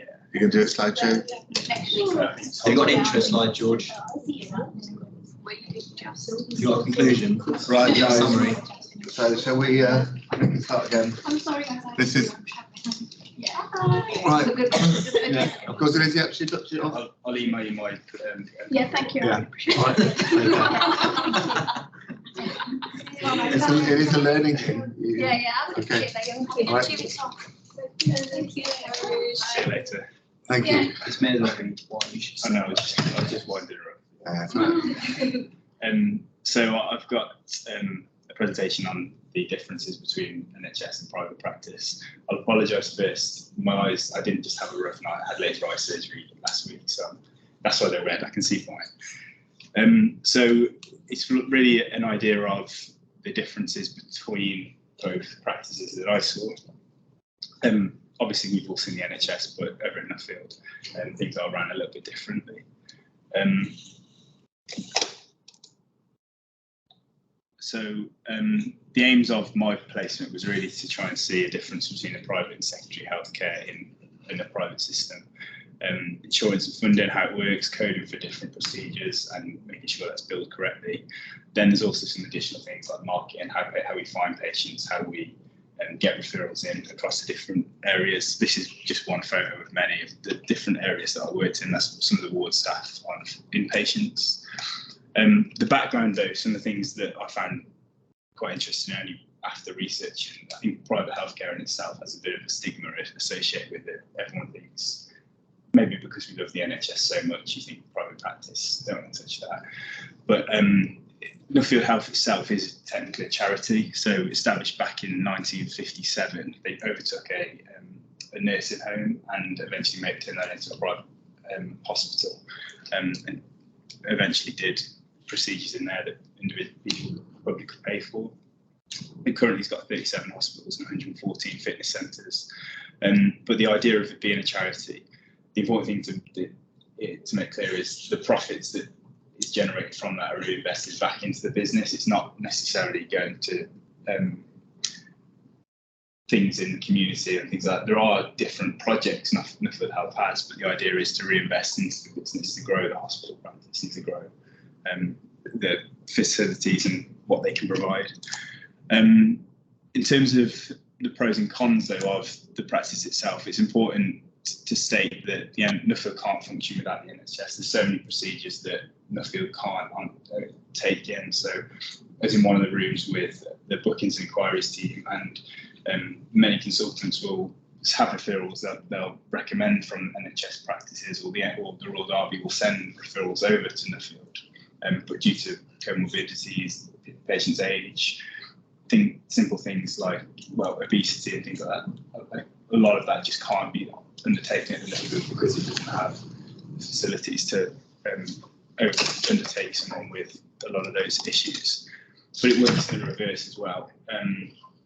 Nuffield Health took on a lot of patients for the clinics this year, so the NHS doesn't have the capacity to do replacement hips and knees, which is part of the reason why Nuffield Derby's sort of trajectory over the last 10-15 years has been more focused on hip and knee joint replacement surgeries, and it's actually that more than a third of the hips and knee replacements that are carried out in private healthcare are actually funded by the NHS, and it was this year was actually the first year that there was more hips were replaced in the private sector than the whole of the NHS. So it seems to be growing. It seems to be something that is crucial really to society at the moment. So the pros we have, of course, you get choice of clinicians. You can see individual consultants that you might have researched online, but I think that in itself isn't necessarily truly understood by a patient until they get to the stage of seeing a consultant, because you can only see a consultant that your private healthcare will, if it's private healthcare you're going down the route of, that will approve that consultant. So if you're going for a hip replacement privately, there's only a select amount of consultants that your healthcare would endorse. If it's Bupa, for example, that would endorse to do that. There's things like cosmetic procedures you can get done obviously on private healthcare, but not necessarily in the NHS. You have better facilities, you've got an ensuite room, you've got access to Wi-Fi, you've got a TV to watch what you want. There's the better things for patients in that regard. There's alleviation of the stress on the NHS for procedures to happen, and then of course quicker access to treatment. But even that in itself, there's a big change possibly since COVID, where patients have seen they probably would expect to be seen within a week or within a couple of weeks for surgery, but trying to get spaces in the Nuffield. I mean, I saw patients that came in for various different consultations and were having to wait till February of next year before they can have things like a hernia repair.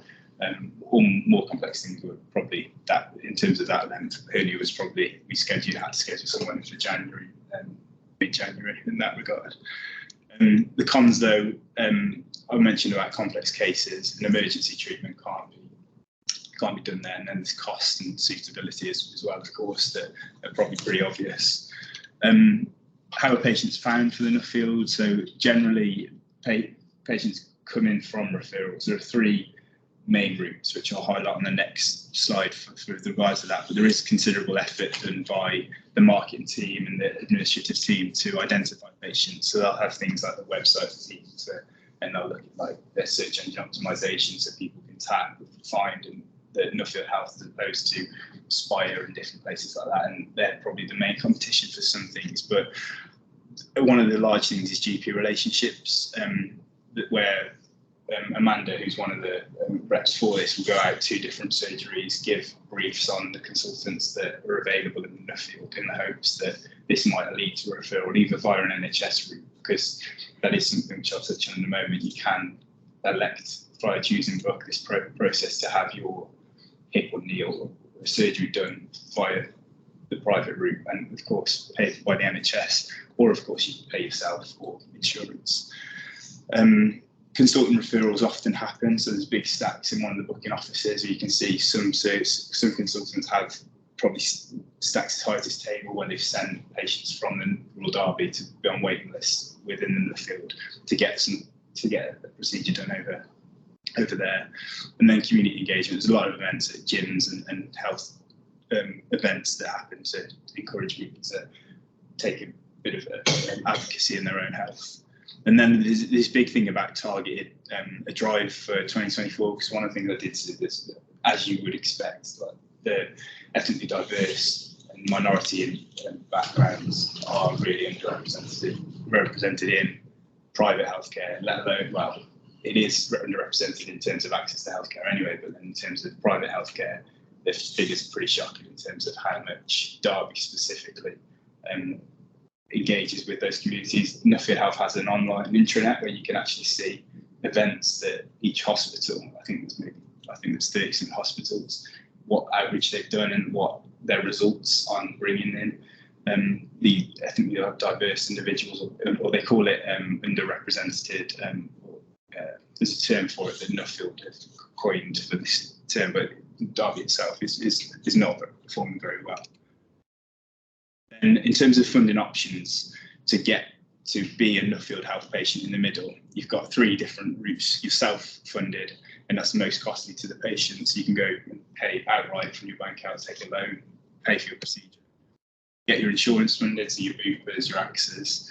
Then as long as they'll approve that code though, as long as they'll approve the procedure, you can go through that route.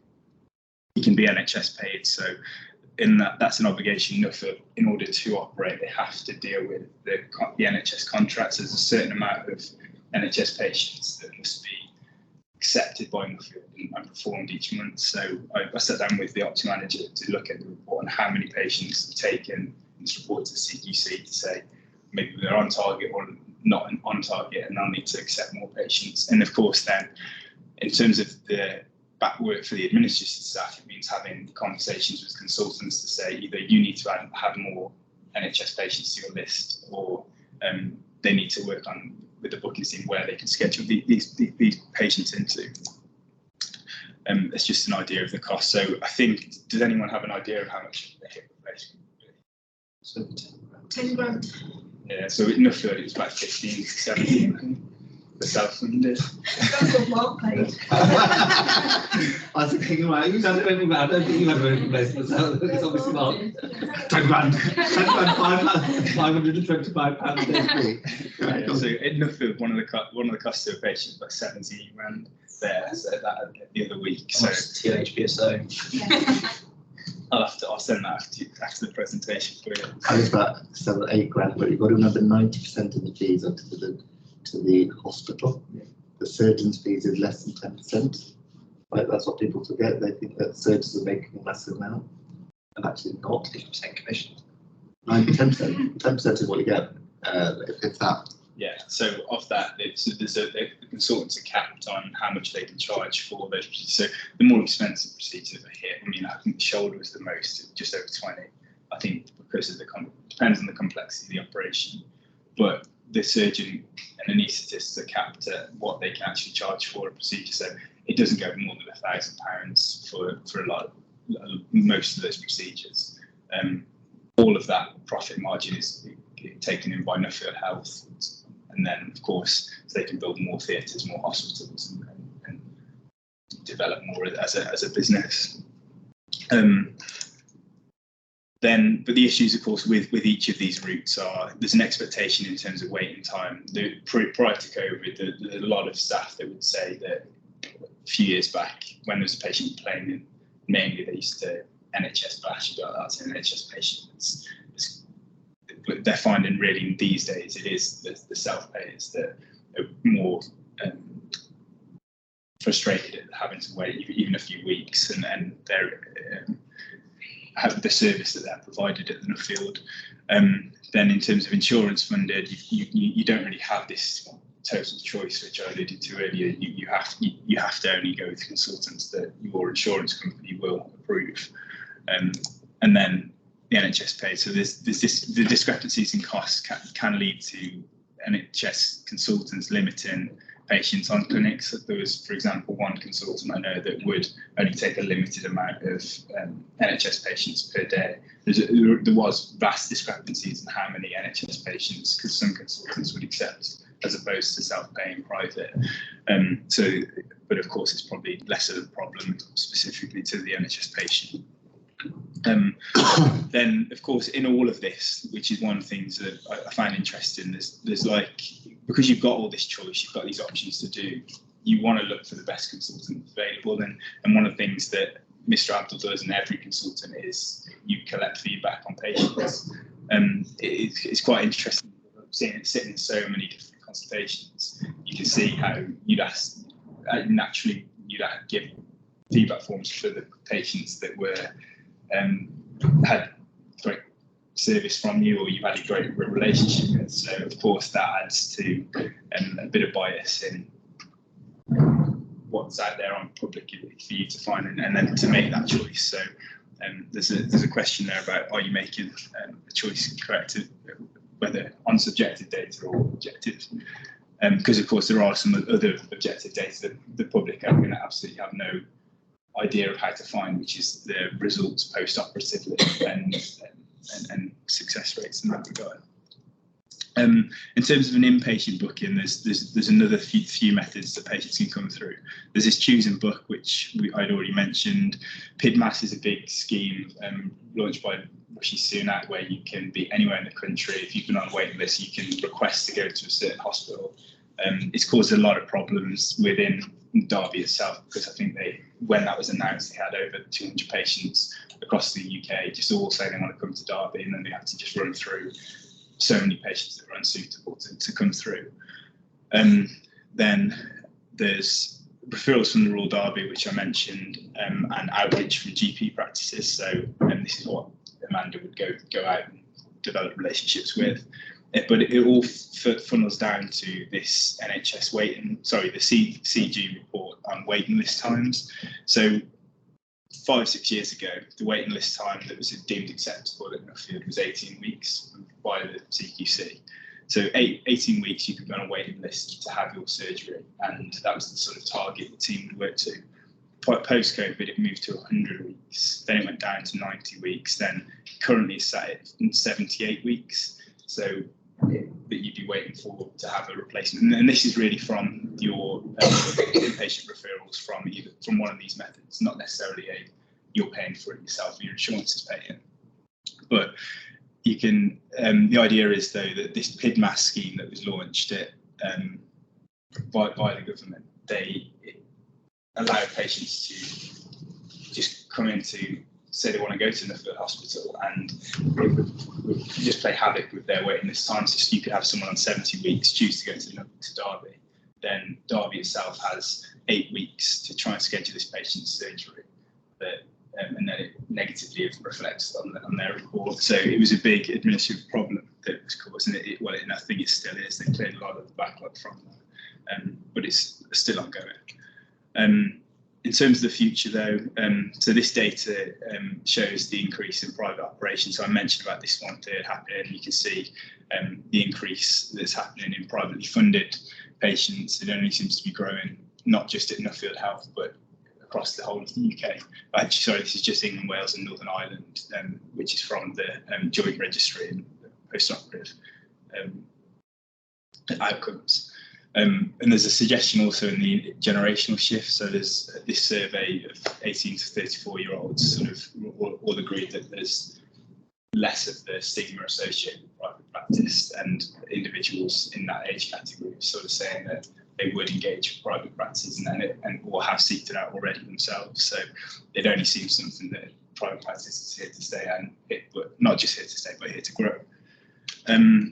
Then limitations that I saw briefly, I think that obviously there's scopes to emergency and complex patients and the inequalities.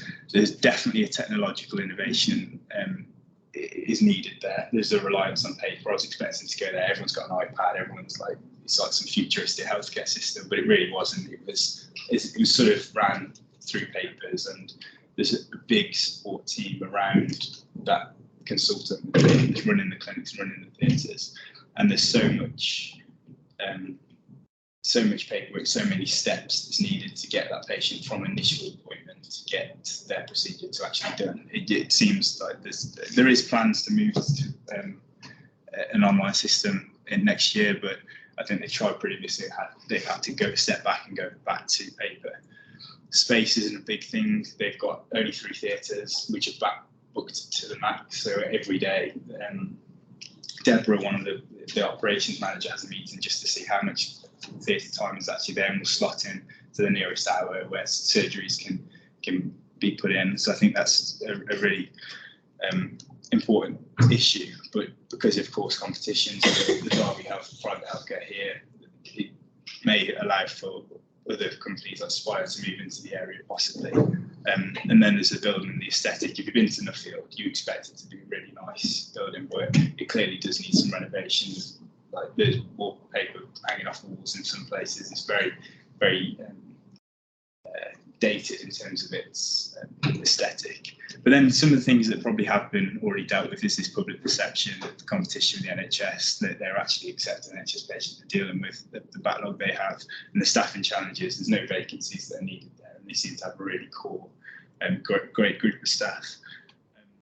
And in terms of the ethos, I thought of like 3 things that I found there that was quite nice, and believing this isn't me trying to suck up to Nuffield Health. Like I don't have any, I'll never see them again.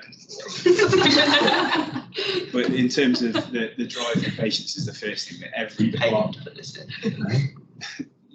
Well, I don't think you have any ties to Nuffield Health, but the company itself and how they operate, everybody in every department met me with a smile. They joked, they took the mick out of everybody. The atmosphere there is completely different to any sort of big company I've worked in, or the NHS especially. There's like all of the individuals there. So there's a theatre manager there called Donna. Like she's like this nicest woman ever that will like look after you and make sure you're okay, but then also would be like fierce as anything for any consultant, and like all the consultants that you can imagine, especially some of the orthopaedic consultants that are probably a bit sharper. Like she would just tell them exactly how things need to be, and it's great to have that mixture. But one of the other things is everybody moves across different roles. So in the radiology team, individuals that are doing quite clinical roles just drop into administrative roles. So they'll go and sit on reception and they'll help out with different admin roles, which is something you definitely wouldn't see in the NHS.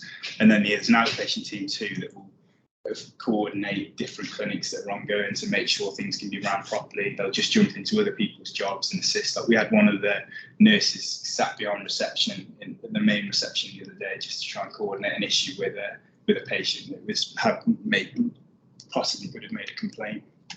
And then the inquiry and bookings team. So that's one of the things that I found quite interesting, because you've got the individuals making the bookings, engaging with patients. They've got they need to have this mixture of real good customer service, but also good enough knowledge base that they can refer patients to the right method, right way, and give enough information on surgery.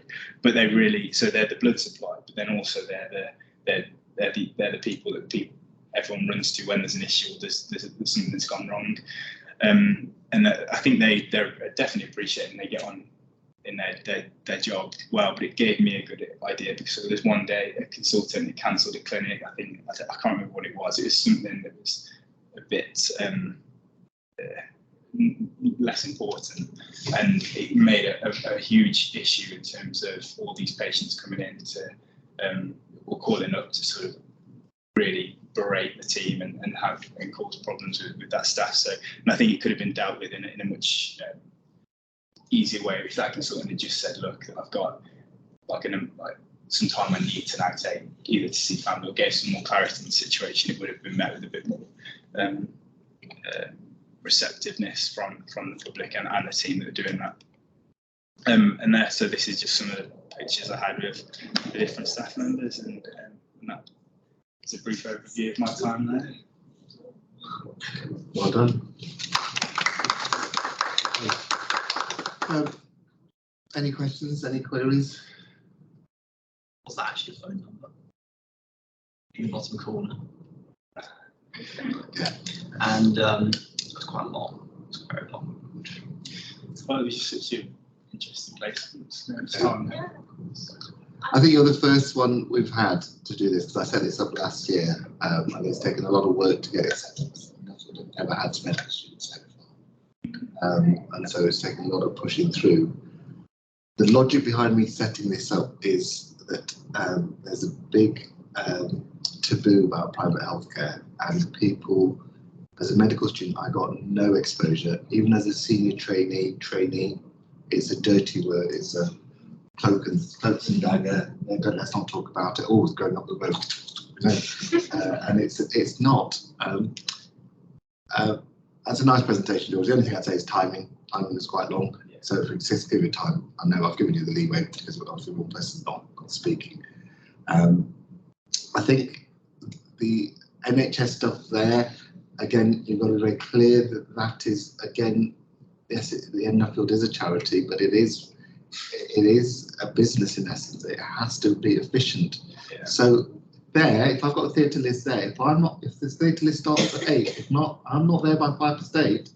Don will be on the phone and go, where the are you? You know, where the hell are you? Somebody will be on the phone. So when you first start there, you don't realise these people run the show. They run it with a rod of iron in essence, but that improves efficiency. The team works together. Theatre time costs £1,500 per hour. All right? Sit here, people are pissing around doing 2 minor cases for the entire list, or cancelling a list. Or I think it's that's the difference. It is a very personalised service, but the NHS bit right there is done mainly for those procedures that are more profitable to the Nuffield.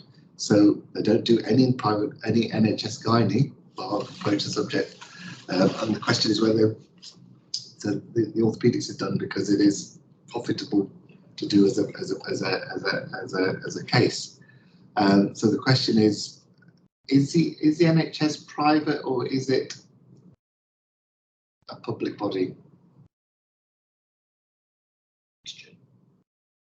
So is this hospital, are GPs a private or are they public? GPs are technically owned by the partners of the practice. So it's a company. GPs are technically their own entity. So it's a run business. Is the it? NHS is being run more like a business. So I think let's be very clear. Is the Obs and Gynae business unit? Is it a private entity or is it run as a business?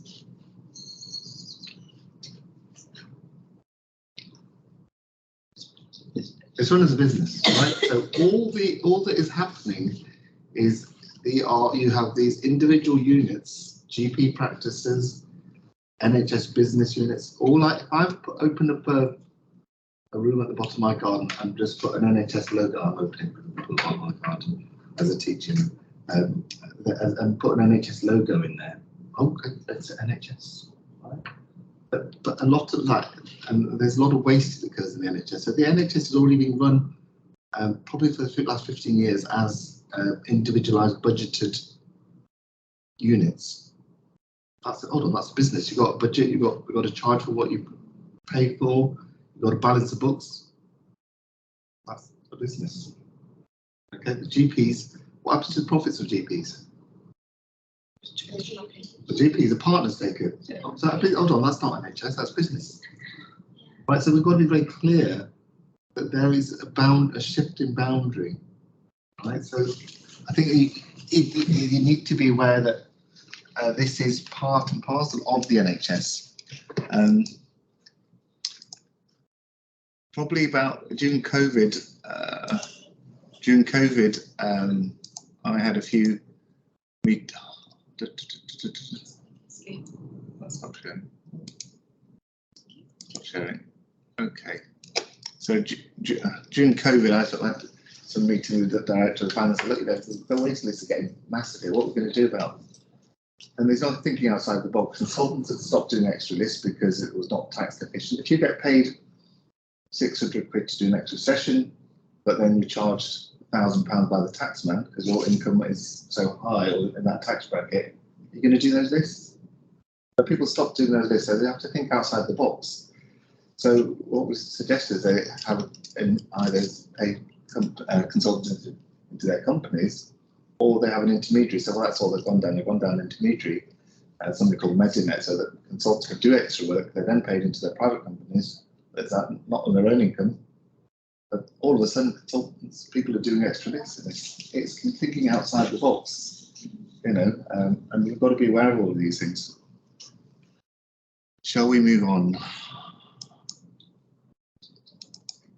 So Paul, shall we start with, is nobody else left? It's just Paul. I think Aman is off sick, so I think Paul, have you sent me yours, Paul? Yeah, I have.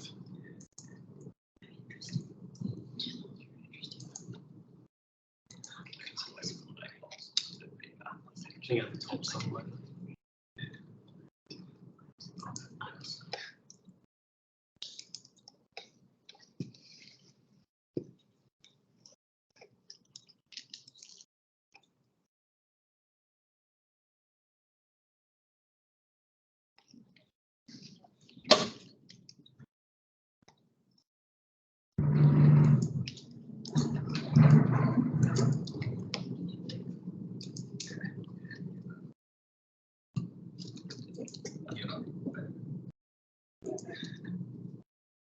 Okay, so Paul's has done the audit and research FSM, and he's going to tell us a bit about the work he's done. So yeah, it's just, me and Aman, we work together basically on everything.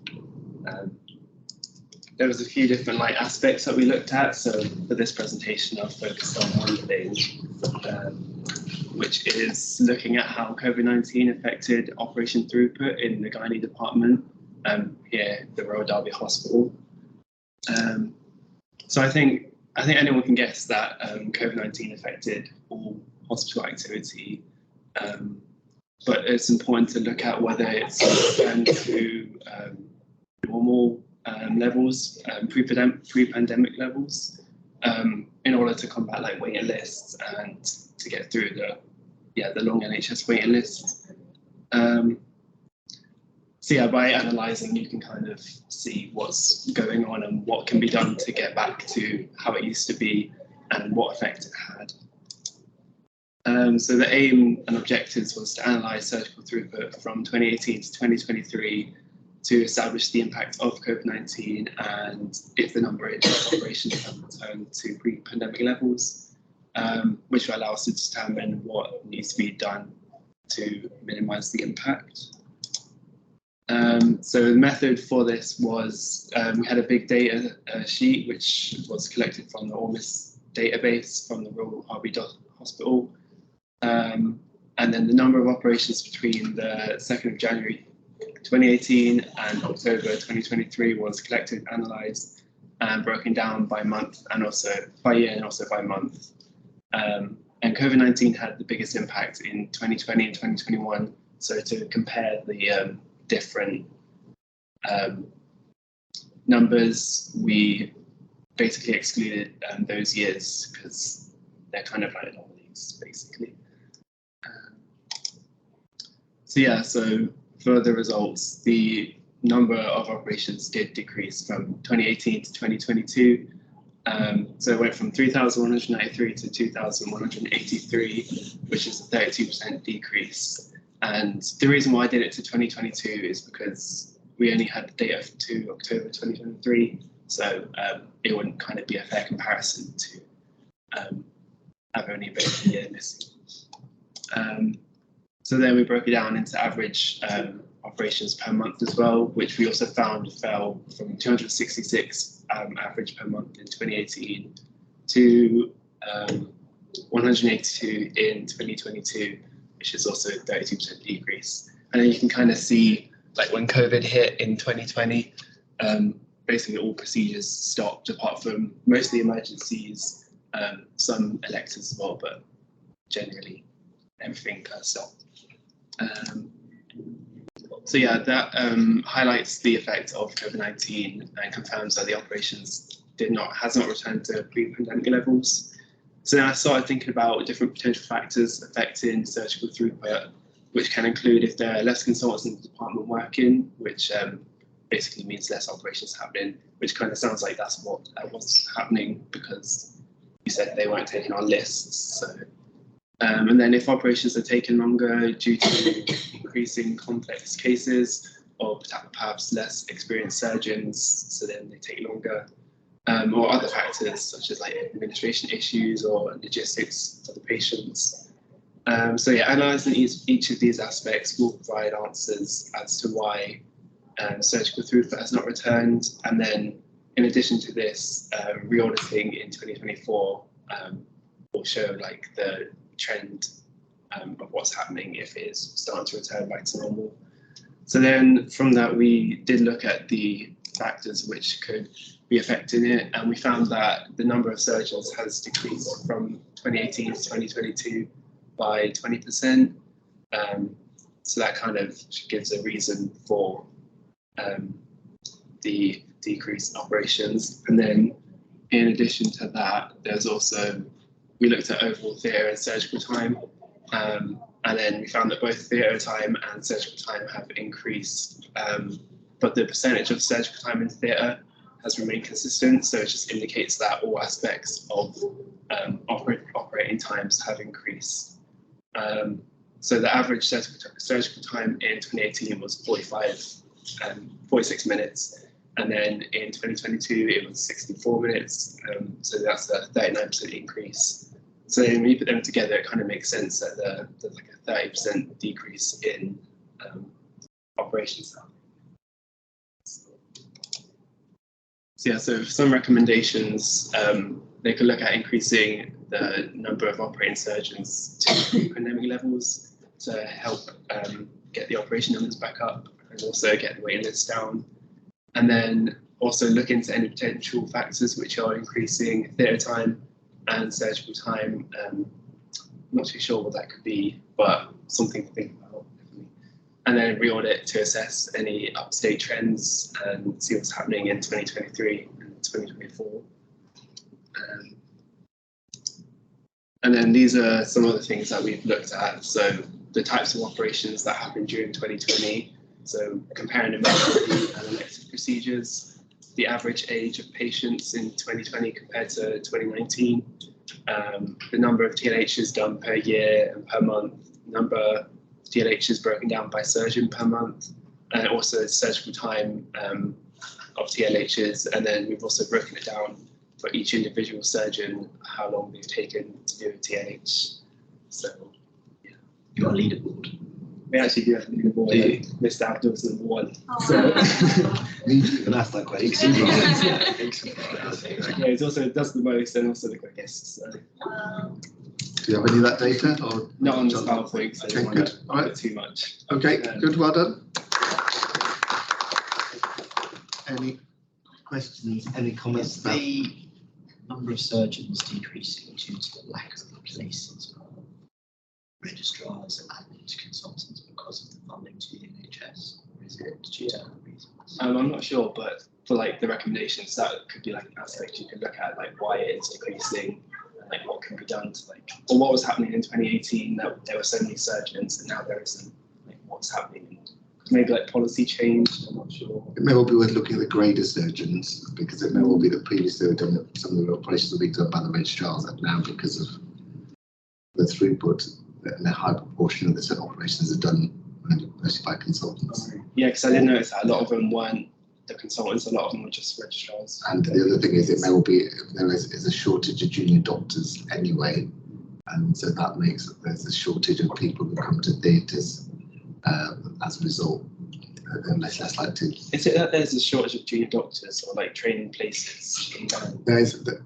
It's complex in this department because they introduced a 3-tier registrar rota, 3 registrar rota, which I said wouldn't work, and they because there wouldn't be the staffing out there, and they decided to go down that route, and they have been left with massive gaps, which led to a staffing crisis. Yeah, so like registrar places for 24. Yeah, so there's bigger issues there. They've also changed the way the bookings were done. So previously, pre-COVID, we used to have our own diaries. We used to book. I know how many cases I can get through. Somebody else, so somebody else will know how they get many cases. What they've done is done a centralised booking system. So that can be one of the recommendations from this audit. When did that come in? That was probably pre-COVID. So you should present this at the departmental meeting, but more data in terms of they were going through that, and so we'll put that into the order register as an audit present at the next departmental meeting audit, and that could be one of the recommendations. Maybe we should be looking at having surgeons book their own cases, continuity of care. The other thing is looking at start times. Have the start times declined during COVID, after pre and post COVID? Yeah, I was thinking about that, like, because so you could see what time the morning session starts, the afternoon session starts. Yeah. If it should start at 9 o'clock, it starts at 9:15 or 20:09. Is that a trend, and is there a difference between surgeons again? Sorry. Of course it is, yeah. I was just going to ask, what's the difference between surgical time and theatre time? theatre time is like when the patient is anaesthetised, comes into the operating theatre, and then when they leave, and then surgical time is knife to skin, and then when they. So it's from surgical time is from the point I touch the patient to the point I walk away. Yeah. Theatre time is from the patient when they come into the anaesthetic room. It's anaesthesia start doing this stuff, and then it takes a while for anaesthesia to walk away. I looked at QA. Theatre, how many TLHs? I used to routinely do 4 TLHs and maybe even minor. So at the moment you do 4 on your list. I'll do 4, but they're often they're not put 4. They're put 3 or minor. Or somebody's booked and they're not. If I know that all of my cases, I know how quickly I'm going to do every case. So I would, in year gone by, say, well, actually, I'll squeeze that one on. Though it's a bit of a push, I know. Yeah. So if you know all your cases, whereas if you don't know all your cases, there's at least potentially increased errors, delays operating. It takes longer for you to see the patient and counsel them. Delays in getting into theatre. Because I know with breast, they like book it themselves, and in the moment they can give the patient the time, day, and who's going to be operating. That is the way it should be. With you in a book. So that's what happens at the Nuffield. I'll basically get on the phone and say, right, book this patient into all my patients. I know what they are. I know I've made the decision. If somebody turns up and for a lap BSO, I categorically disagree with the lap BSO compared to a TLH and BSO. So I then have to have that rediscussion with the patient, make sure they know that the pros and cons of both. So that takes longer to get consent, which then so then need to. So I think also they need to come back later on if they say, "Oh, don't be so TLH." So that other lady was a prime example of lady somebody who'd had stuff done, and well, I was inappropriately in my book, and then I had to get to fruition. He ends up with 3 operations. The disease had progressed by that stage.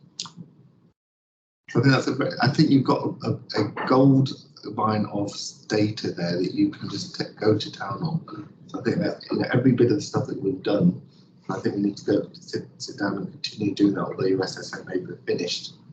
And if any of you wanted to get involved in any of this audit work or data collection or whatever, so we already started with something that we've done.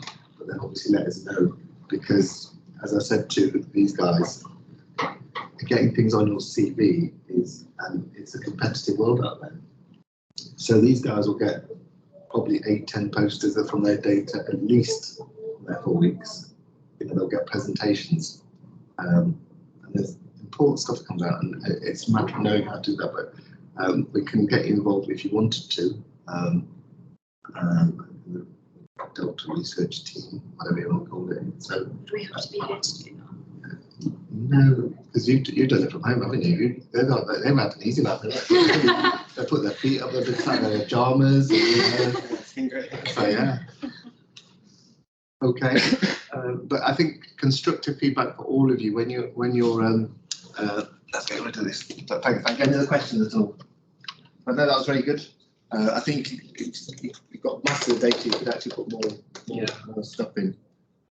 Let's just stop sharing. So just constructive feedback for all of you. I think you've done fantastic presentation, so well done.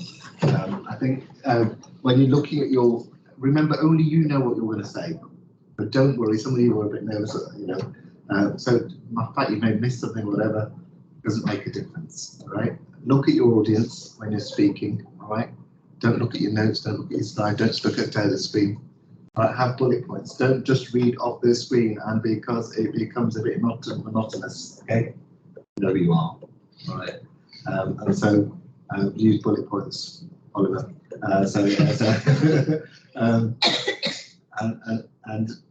just be confident. All right. Look at your screen. Look at one or two people. Smile. Don't be scared. Ultimately, you're giving a message. People want to hear what you're saying. And summarise things. Right. Anything from your point of view? Anything you would have wanted? SSM experience overall. Anything differently you'd want from an audit and research point of view? Do you think they've had enough support? I think so. I think getting the Lorenzo access, I mean, it's probably. Yeah, that allows you data collection and allows you to access the system. So we're trying to work on that because have you got Lorenzo? Has anybody got a Lorenzo card of their own? I didn't have access, so I had to. Yeah. Like we have given us. we don't have but you don't roles have assigned roles to it. assigned. So Have you got smart cards? we have Have you all got smart cards? Yeah. but we don't have roles assigned to us, you have to assign us roles. So I the thing didn't with realise you've got smart we've all got cards. smart cards. Yeah. Arooj had to go to whoever's in charge of it and ask, and they're like, no, you can't have it. Arooj, Yeah, no, I need did. it. So they got So it. she managed to get it, but anyone who So I needs didn't access realise has you all got smart cards. I We didn't all realise had to do Lorenzo training before we came, but Right, then they so- didn't give us access And there's to still it. some time to actually. So use it. that's fine. We'll try and get you access then. If you've got the smart cards, then we just need to get you. You have to, what do you have to do? Have a role assigned. So yeah, it's like I tried to log in the other day, and it's like to even get to the computer you need a smart card, and it says no valid certificate. So it's like when you go to the GP, they put it into this little thing, and then they assign you to say you are a health You're an administrator. So I administrator. got signed on as a HCA. So I'm not a doctor, so I couldn't write any prescriptions, but I can look at the notes, but type the notes. So it might be the same thing. We'd be able to. Okay, so we need to You can get like a read only. Yeah, we yeah. do, yes, yeah. Okay, so we need to look into that. So if you've got the cards, that's good. Right, anything else from? We're trying to do a formal feedback form, so you have to say everything here. In terms of the laparoscopic robotic. I think I really enjoyed it. I would say I went to one clinic and I think that was really good. So maybe if for the next group, like just encouraging to go to at least one clinic because I thought it was really useful for like consenting for surgery. The risk I had a regimen, and that's where I met Reg for the research as well. So I thought that was really useful. So I wish I'd done that in sort of like the first week, then not so, but yeah, apart from that, I think it's been great. Like the opportunities to get assist was good because I didn't think that was all. I didn't get to do that. I didn't really know. Assisting skills, Yeah. DOMS, things that was all really useful. Yeah. And then the clinic is probably the one that got out. Yeah, maybe on the Tuesday, if we're not, because there are 3 of us in your theatres quite a lot of the time, maybe have like one person in the theatre, if like scrubbed in, and the others can like actually spend the time on the actual modules rather than have like 15 minutes between cases. There's videos and things that you can all access as well. We'll try and get the access out to that. I think I've tried to upload videos previously to the website, but the streaming isn't good enough. So I think I'm going to start a YouTube channel. So would you be all happy for your presentations to go on to that? As it just as a teaching thing, not necessarily. Well, like MVP. And before, before. Yeah. So, Oliver, sorry, George, from your point of view. Yeah, I think like in the early weeks, probably I learned to not necessarily follow the timetable because some of the things when I would go back into a department, like for example, when I was with reception with the outpatients, nurse and staff, I spoke to literally everybody in that department, and then I was going back the next week to go and see someone that I'd already spoken to and gone through. They showed me their roles, so Yeah. I eventually started to ignore the timetable and do things at the hospital, like go to theatre. Yeah, I think that there's that flexibility there, isn't it? Yeah, definitely. I mean, that's feedback's going to be good in terms of because ultimately we've created a timetable, so you try and get a good mixture of everything. Yeah. You've sat in with some clinicians as well. But the theatre thing, I think they're happy for you to go to theatre and observe things, and you get prime, ruling over that in the field as well. Definitely. Like that I felt so valuable. Like Donna and there was a guy Terry there, and he was just chucking me in everywhere to like any surgery, which is great because then I think as well because the consultants and I had seen a med student there, they were quite curious, you're a med student, why? And then they'd ask me questions, then build a bit of rapport, then Mr. Bingham like invited me to then come to his teaching session, all yesterday, the day before, and it felt like such a value. It's a more individualised thing, isn't it? As such. Okay. Happy? I think I'll probably I'll probably start another SSM in teaching and training. Okay, there's another one. The next year, I suspect hopefully people would sign up to those. It's something you'd sign up to. Yeah, how to run a course, how to run a medical education treatment, how to run courses and conferences. Well, yeah. And there's loads like medical treatment conferences. So there's that one. So one of the projects we've done quite a lot of process work on it already, but it may well be something. So what I'm saying, the discussions to say, look, the SSM officially finishes now, but your involvement with Delta doesn't necessarily finish here if you don't want it to. So there's masses of opportunities. So people like Jemima, if you know Jemima, and there's a few others who've gone through the system and they've got gathered masses of stuff from teaching, training, posters, presentations, audits, research, and that builds a CV. So if you wanted to get involved in this stuff, you can. So anything we mentioned, you can just email us and just persevere in trying to chase this up, because I have masses of things that I tend to juggle at the same time, and you may or may not get. There's the oncology symposium, there's the endometriosis symposium you can sign up to, right, 3 days, and this is another certificate to your. So sign up for those. You can come and teach on some of the basic surgical skills courses if you want to, and teach that course. You can do some audits and research. Again, there's a whole lot of things, and we can just set up a recent audit group that's out with the SSMs. But I used to do it as a Teams meeting every Wednesday after the evening. Where we just catch up with the general date, and we can work collaboratively. That's one way we work with each other. Because ultimately, if you help each other and work as a team, you guys work as a team, it often works well, and everybody gains, recognition for the work as opposed to presenting and perhaps some of them get involved in that. One of the projects we've thought about is actually work experience as a school kid, or somebody who's wanted to potentially to do medicine, or courses on how to get into medicine. It's actually quite difficult. So I think I've got experiences slightly it's very difficult. I think the issue you've got is if you go to a random school, let's say like Derby School or whatever, I don't know what schools are around here, the number of people in the schools that are actually interested in doing medicine is going to be maybe. So if you go to one school and do a talk, It depends on school you go to. it does. It also depends on the. So the rationale is you do what we started doing with the group before, and there's quite a lot of work on the shared drive. People have done it, and we started looking at what work experience can we offer. How do we run a course on how to get into medicine? And do it with a whole variety of talks, whether that's run online or just things. I think you need to approach multiple schools and say you have to come to us. You have to make students come to us rather than going to one school. So we're not talking about going to one school. Yeah. So the aim is you do it online, and then you can provide people to potentially do. I'll stop the recording there. To